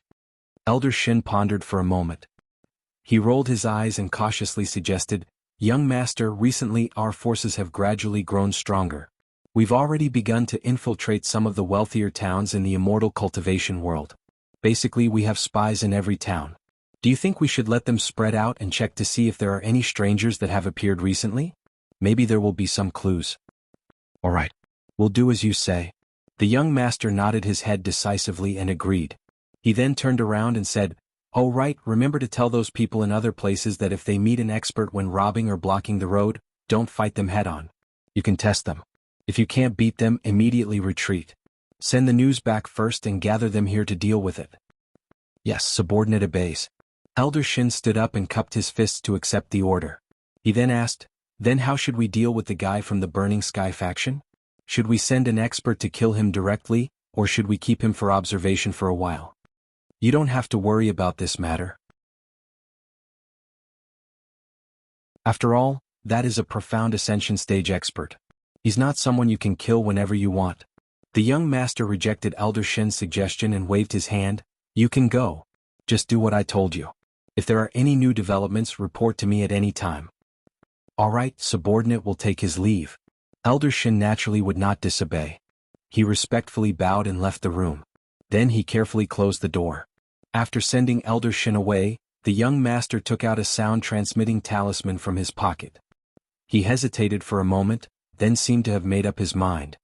He brought over a basin of water and carefully placed the sound-transmitting talisman on the surface of the water. He silently said a few words. Not long after, the sound-transmitting talisman emitted a faint white light. There were ripples on the surface of the water. A few bubbles slowly floated up. At the same time, a cold male voice came out. How's your injury? A loud but emotionless voice echoed in the large room. Although he said words of concern, it didn't sound like he cared at all. Father, my injury is more or less fine. I'll completely recover after resting for a while. Thank you for your concern. The young master was obviously startled. He did not expect that his father would actually ask about his injury. He was somewhat surprised in his heart. He paused for a moment before replying with a stutter.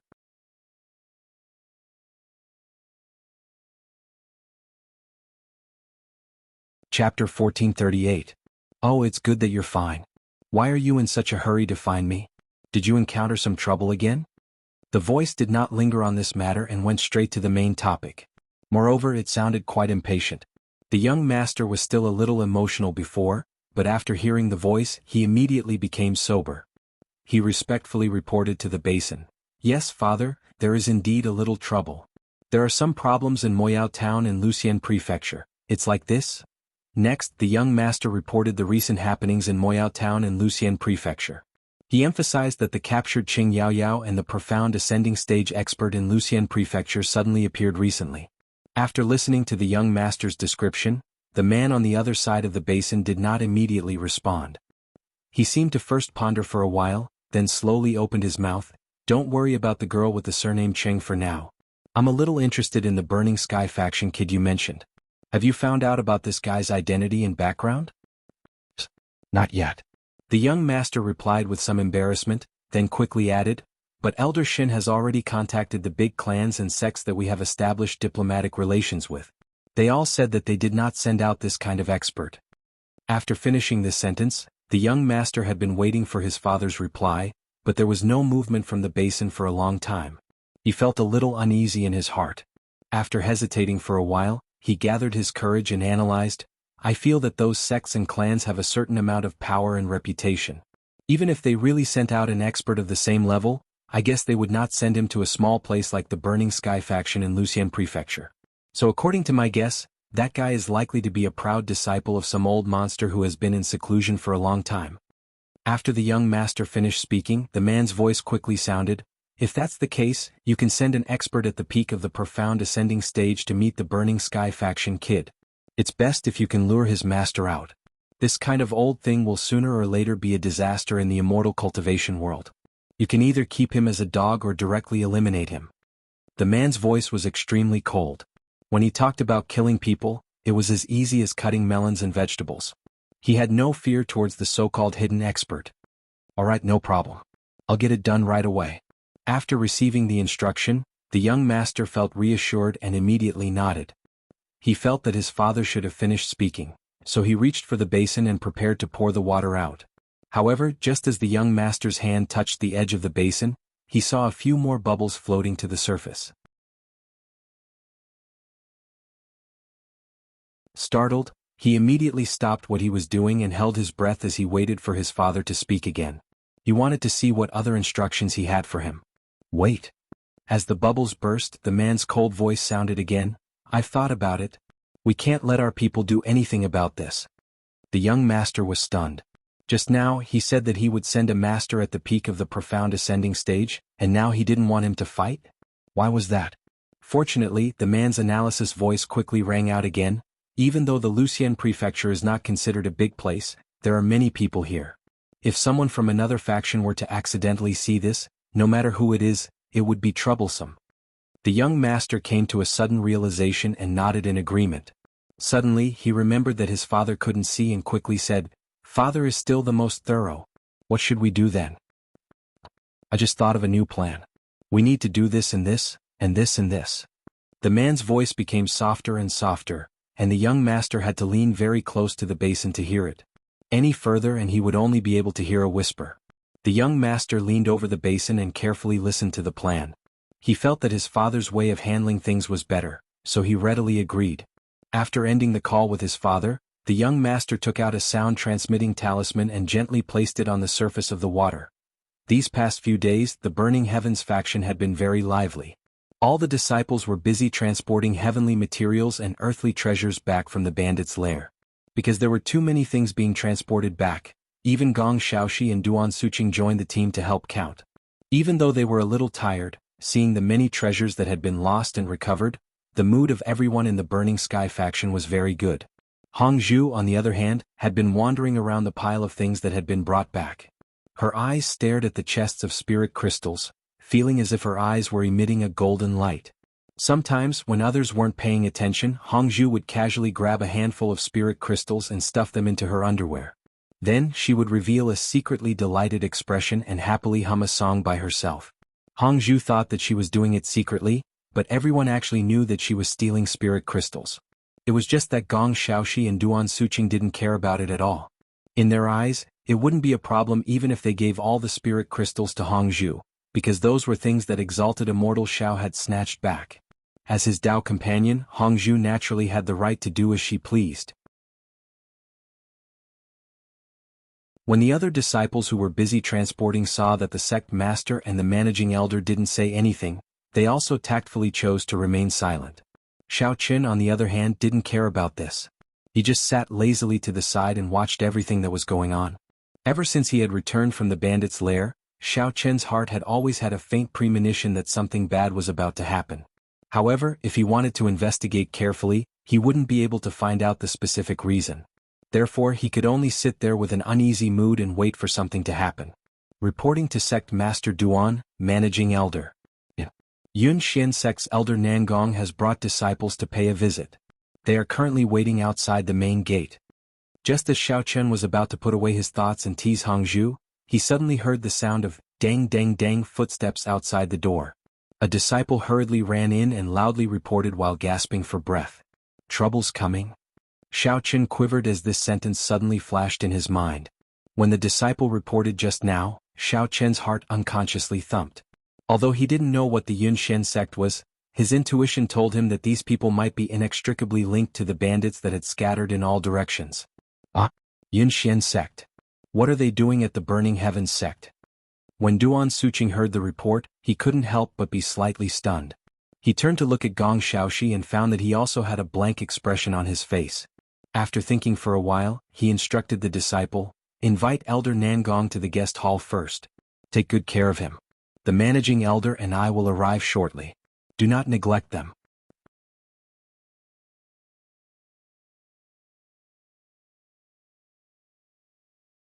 Chapter 1439. Looking at the back of the Burning Sky sect disciple who was running away, Xiao Qin put on an interested expression and asked, Sect Master Duan, where did that Profound Cloud sect come from? Could it be that the Burning Sky sect has a relationship with them? Or did you guys offend someone from the Profound Cloud sect before so they came to find trouble? I don't think I've heard you guys mention this sect before. Hee, exalted immortal Xiao, you think too highly of our Burning Sky sect. Duan Suqing helplessly laughed bitterly and waved his hand. The Profound Cloud sect ranks second in the entire cultivation world in terms of foundation and strength.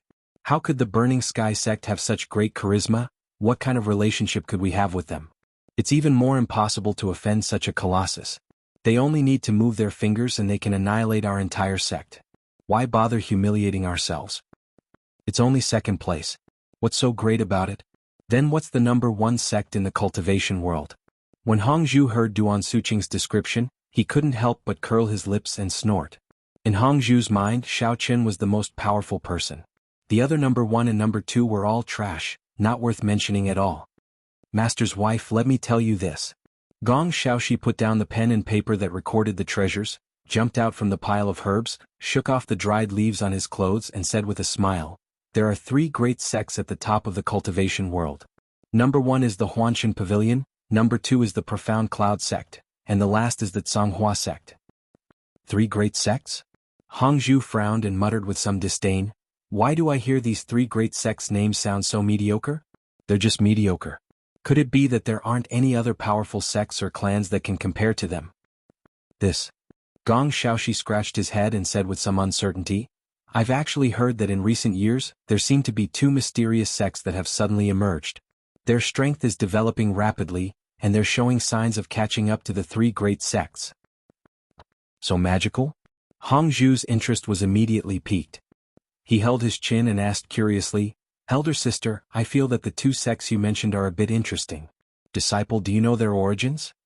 Gong Xiaoxi rubbed his nose and smiled embarrassedly. Although they have been developing very quickly recently, they were only small sects in the past. No one has ever carefully investigated their origins. Moreover, I heard that the whereabouts of these two sects are very secretive and they rarely appear in the immortal cultivation world. So, I actually don't know much about them. Sorry to disappoint Master's wife. Hong Zhu pursed his lips in disinterest. Just as he was about to say something, Xiao Qin waved his hand and interrupted him. All right, little Hong Zhu, we don't have time to inquire about these trivial matters. Let's go and chat with the people from the Profound Cloud sect first. Let's see what their purpose for coming here is. It won't be too late to chat after we've settled this. Xiao Qin had always been brooding over the Profound Cloud sect's intentions. He had a strong feeling that this sect had come with ill intentions, so he wanted to solve this problem first. As for other matters, he could deal with them later. Xiao Qin had always been brooding over the purpose of the Profound Cloud sect's visit. He had a strong feeling that this sect probably did not come with good intentions, so he wanted to solve this problem first. As for other things, it would not be too late to deal with them later. In the main seat of the living room, sat an old man wearing a light green robe. Behind him stood 5 young men. Each of them had a dignified expression on their faces and did not conceal their cultivation. They were all experts at the peak of the nascent soul stage. This old man was the Profound Cloud sect's elder Nangong. He picked up the cup that was respectfully handed to him by a servant and took a sip. Soon after, he frowned and slammed the cup heavily on the table. It was obvious that he was somewhat dissatisfied with the tea. Raising his eyes, Elder Nangong just happened to see Xiao Qin and his party coming towards him. He didn't have any intention of standing up and continued to sit leisurely on the chair. His expression was neither cold nor warm, making it very difficult to guess what he was thinking. Haha, this must be the famous Elder Nangong. Nice to meet you, nice to meet you. I've heard so much about you. After walking into the hall, Duan Suqing cupped his fists and bowed according to the rules.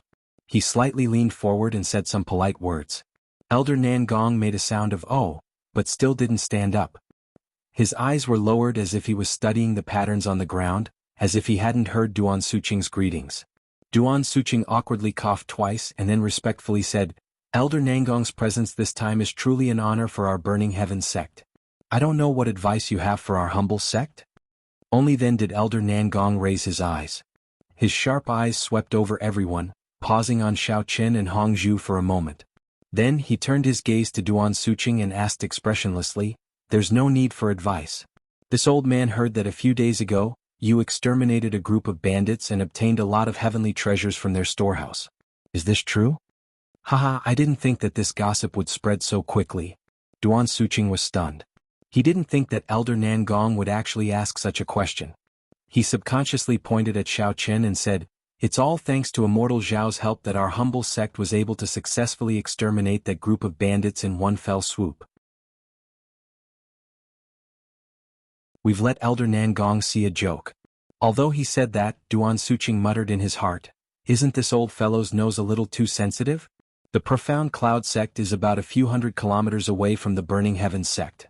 How did he know that the bandits were exterminated? And what does this have to do with the Profound Cloud sect? Although he was muttering, Duan Suqing didn't have any intention of hiding it. Since this Elder Nangong could mention this matter as soon as he came up, it meant that he had already done his investigation beforehand. Even if he lied and said that there was no such thing, he would still be exposed in the end. It was better to admit it frankly. Immortal. So. Elder Nangong looked in the direction that Duan Suqing was pointing at. His expression couldn't help but become sluggish. He carefully looked at Xiao Qin and asked with some uncertainty, Are you talking about this young man? That's right. Immortal Zhao's strength is outstanding, and he has made great contributions to our Burning Heaven sect. He's a great benefactor of our sect. Duan Suqing nodded and introduced him very enthusiastically. Elder Nangong glanced at Xiao Qin again and said indifferently, I really couldn't tell that at such a young age you're actually being praised as an immortal. As far as I know, that bandit leader seems to be an expert at the nascent soul stage. To be able to kill him without a scratch, it seems that you do have some ability.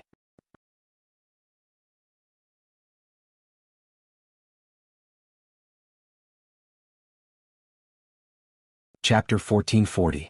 Oh, it's just SOSO. What's so special about a nascent soul peak? Even if it's a profound ascending stage master, I can easily kill him. Xiao Qin stretched and said casually.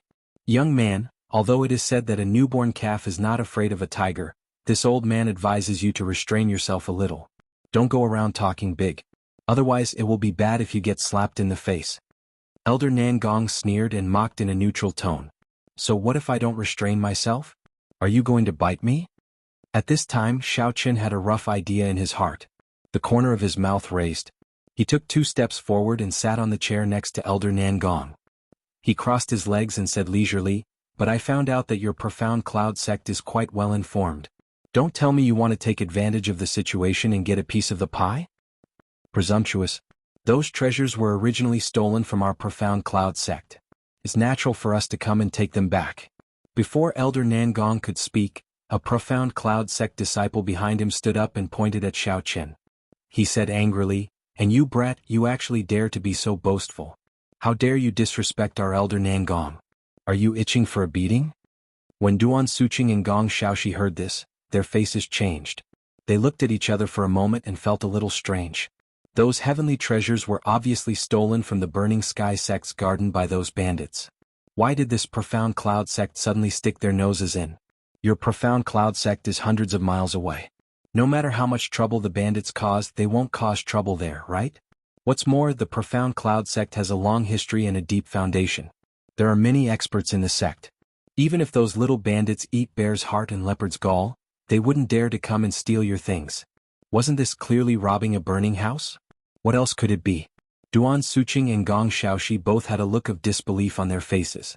They didn't expect that the profound cloud sect, a famous sect in the cultivation world, could actually do such a despicable thing. They even had the cheek to act so righteously. Isn't this a little too shameless? No way, didn't your profound cloud sect claim to be the second largest sect in the cultivation world? How could he be robbed by a few bandits? It seems like you're only SOSO. Xiao Qin was already mentally prepared, but he still pretended to be very surprised and sighed. Cut the crap. The disciple was a little lacking in confidence, but he still forced himself to reprimand. People make mistakes, horses stumble. Even the profound cloud sect has times of slacking. Isn't it normal for bandits to steal things? Hong Zhu, who had been silent all this while, suddenly let out a giggle. His smile was like a blooming spring flower, causing the disciple who was looking at him to be somewhat dumbfounded. The profound cloud sect is so powerful. Logically speaking, they only need to casually send a few experts out to defeat those bandits, right?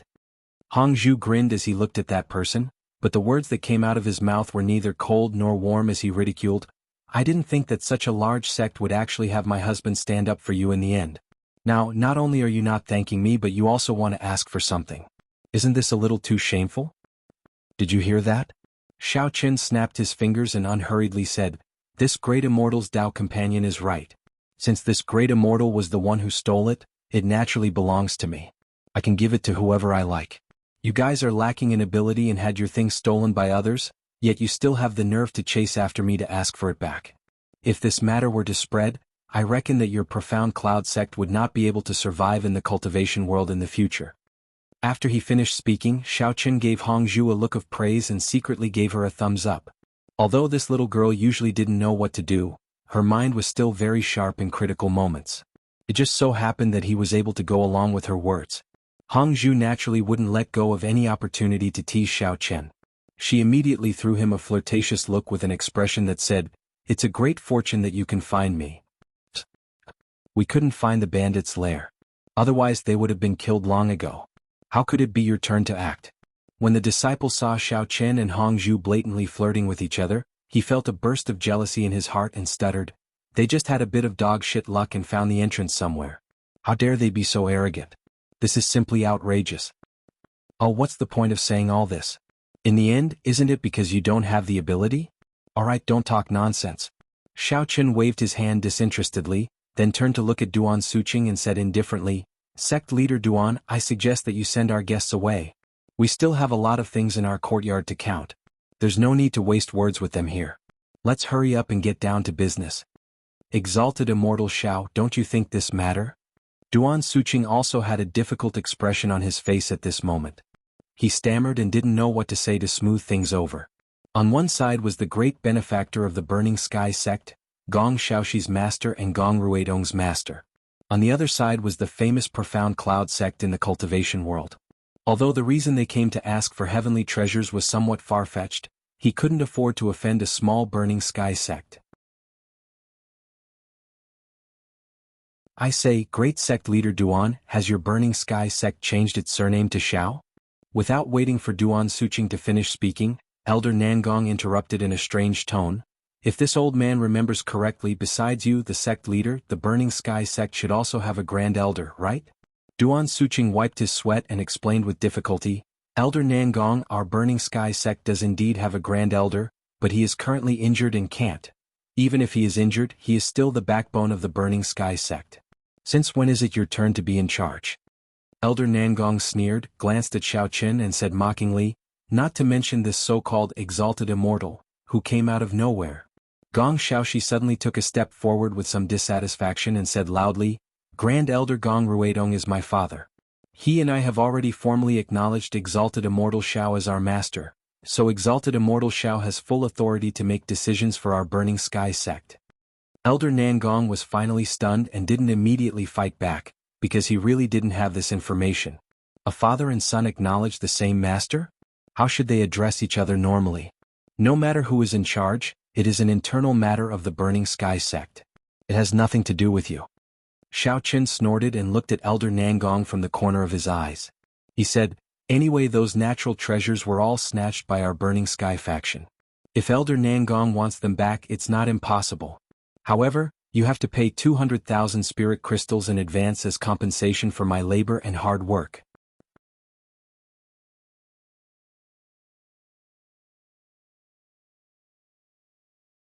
Chapter 1441. In fact, Xiao Qin knew very well that although the herbs planted by the Burning Sky faction were precious, they were not worth 200,000 spirit crystals at most. Therefore he was asking for too much this time. As for why he did this, the purpose was very simple.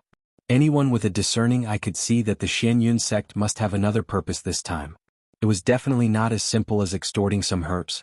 Therefore Xiao Qin was too lazy to beat around the bush with the Elder Nangong. He intended to force out his real intention directly. Bullsh*T. You brat, you're simply talking nonsense. The Elder Nangong's eyes flashed with anger. He stared at Xiao Qin and said sternly, those treasures originally belonged to our Xianyun sect. Moreover, I have never asked your Burning Sky faction to help wipe out the mountain bandits. It is all your wishful thinking. Why should the Xianyun sect pay 200,000 spirit crystals? Unable to suppress the anger in his heart, the Elder Nangong simply waved his fist and directly smashed the rosewood table beside him. With a boom sound, the sawdust suddenly flew all over the sky. Could be seen that he was really angry. Xiao Qin was slightly startled. He looked at the faint aura emitted by the Elder Nangong. For a moment he could not see through the Elder Nangong's cultivation. He was a little vigilant. He secretly ordered the fire of the underworld and in Little Demon to prepare in advance. The expression on his face remained as calm as ever. Duan Suqing was a little panicked at this time. He waved his hand and wanted to say something to change the situation. However, before he could speak he was interrupted by Xiao Qin. Elder Nangong is really good. You came to other sects to tear down the table. In that case, let's talk about the 200,000 spirit crystals later. Give me 1,000 spirit crystals as compensation for this table. It's just 1,000 spirit crystals. I still have it. However, it is not used to compensate for the table. It is a gift for you to buy a coffin. Go to hell, little bastard.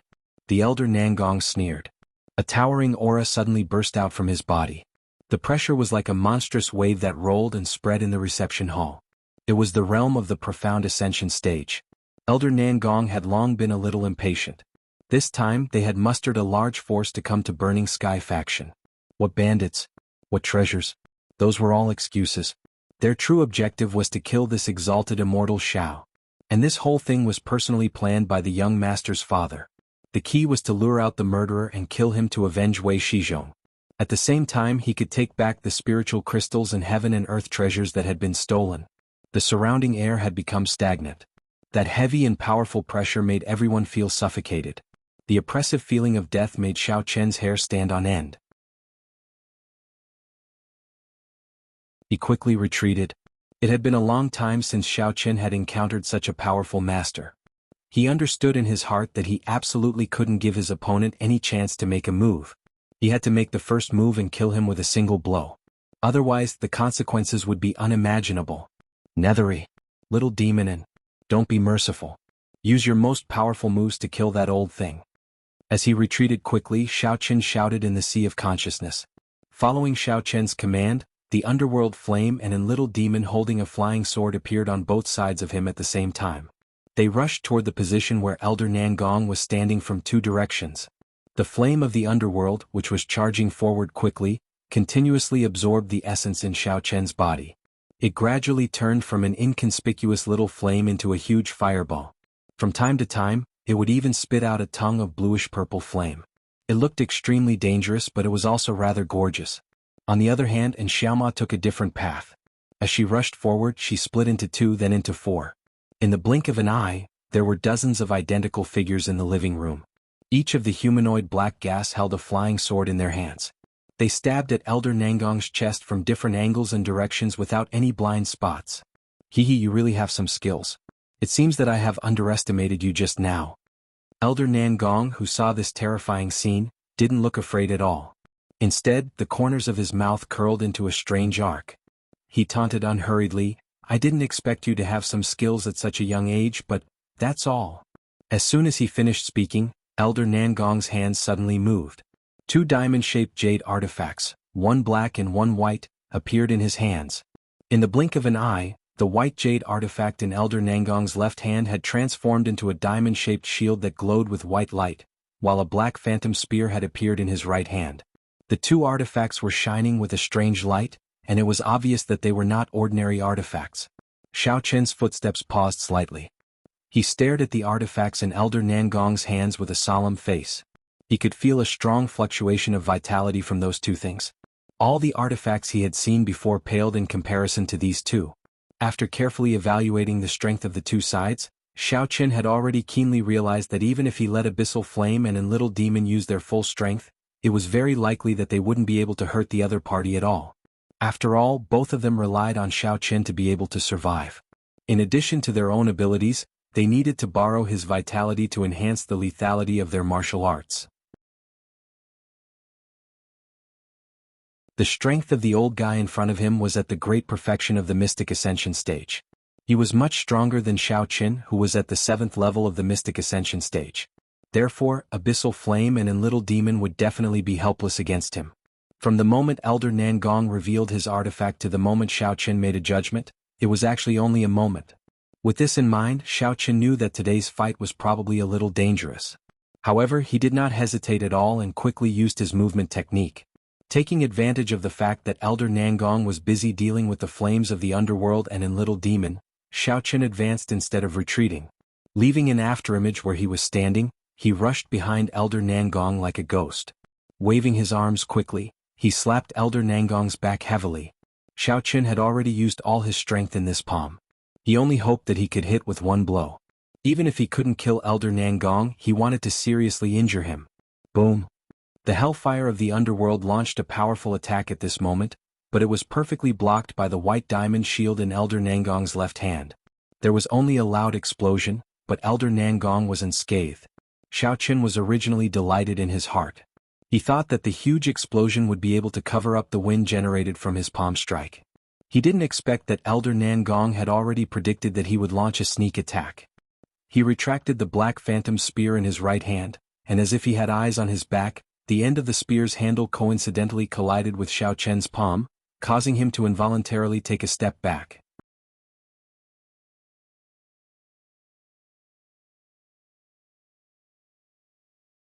Chapter 1442. At the same time, Elder Nangong waved his arm fiercely and swept the shield in front of him, hitting most of Xiaoma's avatars that were floating in the air and smashing them one by one. In this short span of a breath, Elder Nangong blocked the fire of the underworld on the left, stopped Xiao Qian's sneak attack from the back, and repelled a group of Xiaoma. He actually resolved all the attacks easily. Everyone present was dumbfounded. Xiao Qian and Elder Nangong's series of attacks and defenses dazzled everyone, making it hard for their eyes to take in all of it. Some of the weaker juniors did not see the movements of the two at all. They only heard a series of banging sounds and Xiao Qian suddenly appeared behind Elder Nangong. Then, many inexplicable things appeared in the living room. At this time, Xiao Qian's right palm had been hit by the handle of Elder Nangong's spear. There was a bone-cracking pain that started from the palm that was hit and gradually spread to his entire right arm. Xiao Chen frowned and shouted while enduring the pain, "Little Nethery and Xiaoma, don't attack separately. Attack together and kill him with all your might." After hearing Xiao Chen's order, the fire of the underworld jumped a few times in the air and suddenly turned into a bluish-purple smoke, quickly entering in Xiaoma's body. After obtaining the power of the fire of the underworld, and Xiaoma's two pitch-black eye sockets quietly appeared a wisp of flame. His mouth also began to spew fire.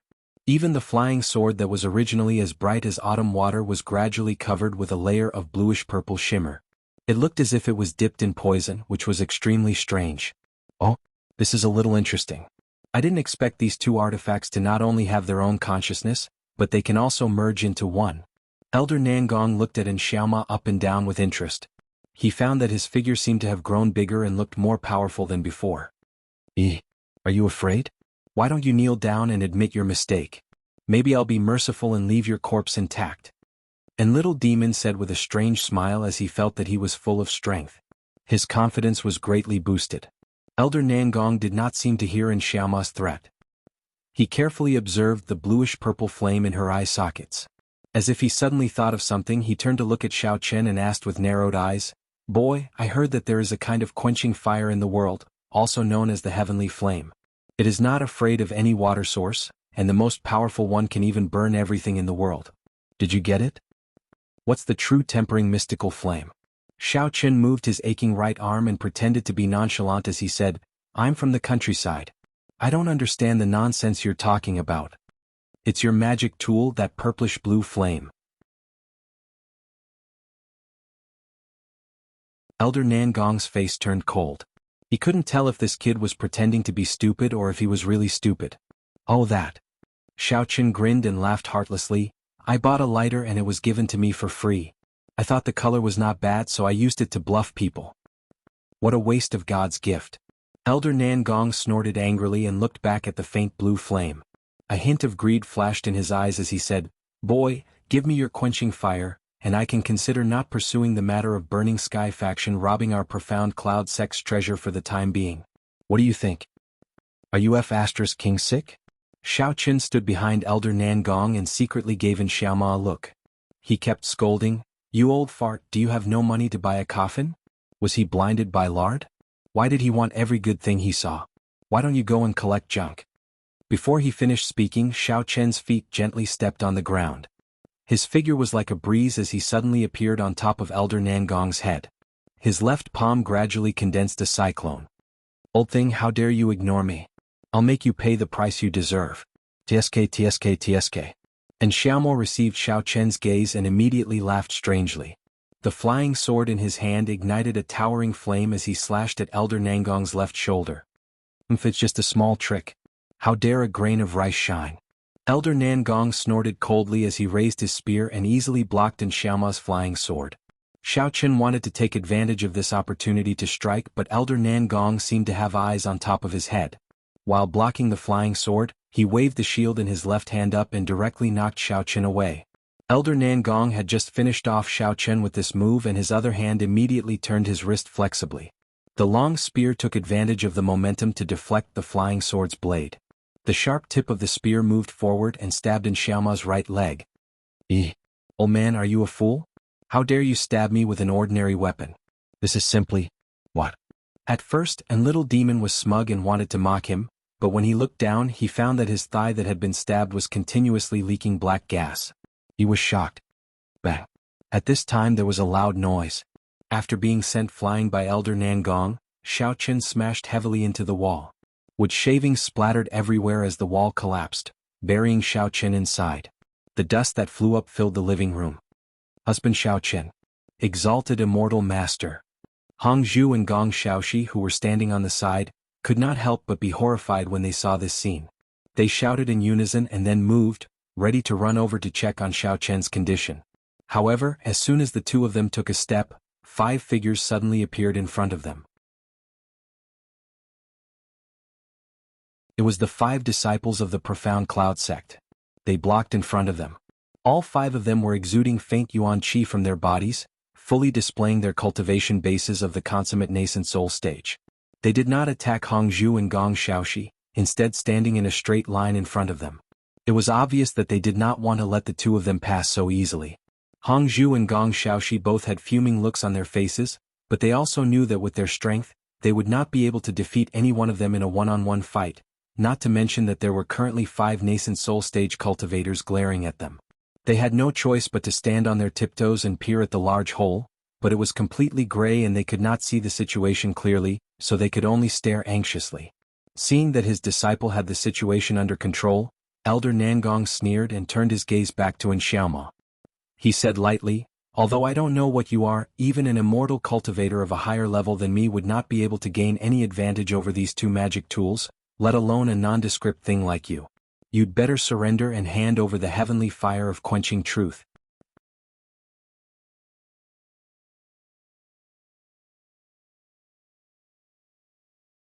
Chapter 1443. Hee, then why don't you try this move? And Xiaoma suddenly let out a sly laugh.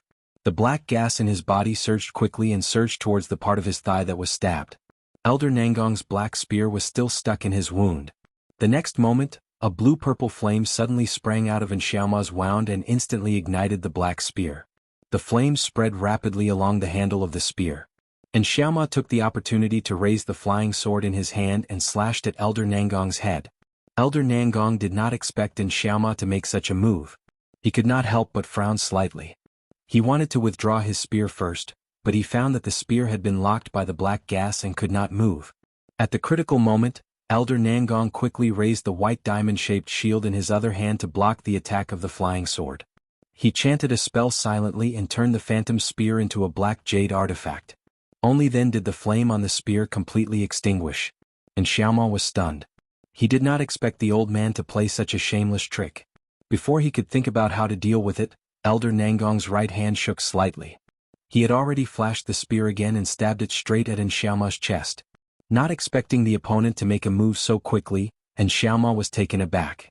He quickly shrank his body into the flying sword and manipulated the flying sword to avoid the sharp edge of the spear. He then circled around the living room and stopped next to the damaged wall.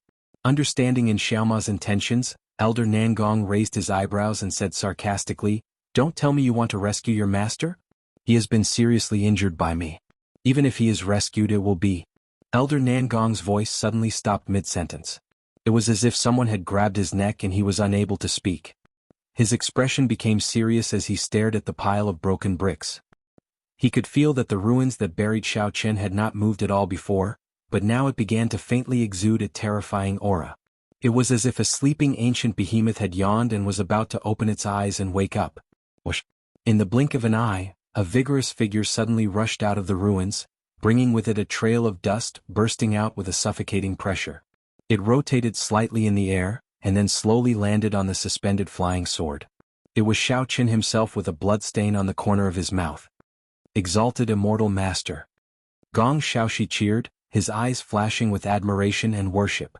His master was still the best. Even after being knocked down, he could still stand up energetically. Xiaochen. Hongzhu saw Xiaochen floating in the air, but only called out a single word, a trace of doubt flashing across his face. Why does Xiaochen husband seem a little different from before? Ignorant Junior, you're just at the peak of the mysterious ascension stage. What's so great about you? A cold voice suddenly sounded in the room. Xiaochen wiped away the bloodstain on the corner of his mouth, a cold killing intent flashing across his eyes. He quickly drove the flying sword toward Elder Nangong, clenching his fist tightly, the surging yuan qi covering the surface of his fist rapidly expanding, and then he punched out with all his strength. Elder Nangong's mouth twitched slightly, feeling strange in his heart. In addition to Hongzhu, he could also clearly feel that the boy in front of him seemed to have suddenly changed into a different person. Not only did his strength skyrocket, even the tone of his voice had changed. However, when Elder Nangong saw Xiaochen charging at him, he did not dare to be negligent. Without any time to think, he hurriedly placed the white rhombus-shaped shield in front of him.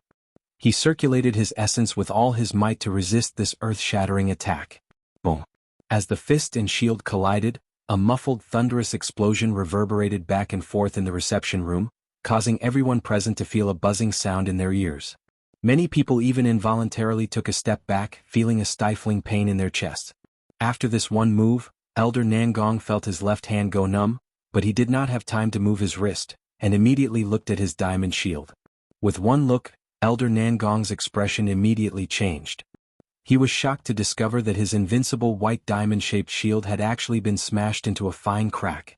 But before he could make any counterattack, Elder Nangong saw a black shadow from the corner of his eye, hand holding a bluish-purple flying sword, suddenly slashing at him from the side. Elder Nangong did not dare to use his shield to block. He hurriedly waved the black spear in his right hand, blocking Xiao Chen's slashing sword. But in his heart he was very surprised. Even his shield had a crack. Why did this boy seem to be fine?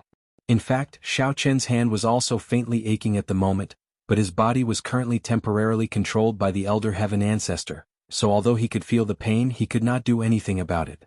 He could only quietly stay in the sea of consciousness, letting the Elder Heaven Ancestor do whatever he wanted.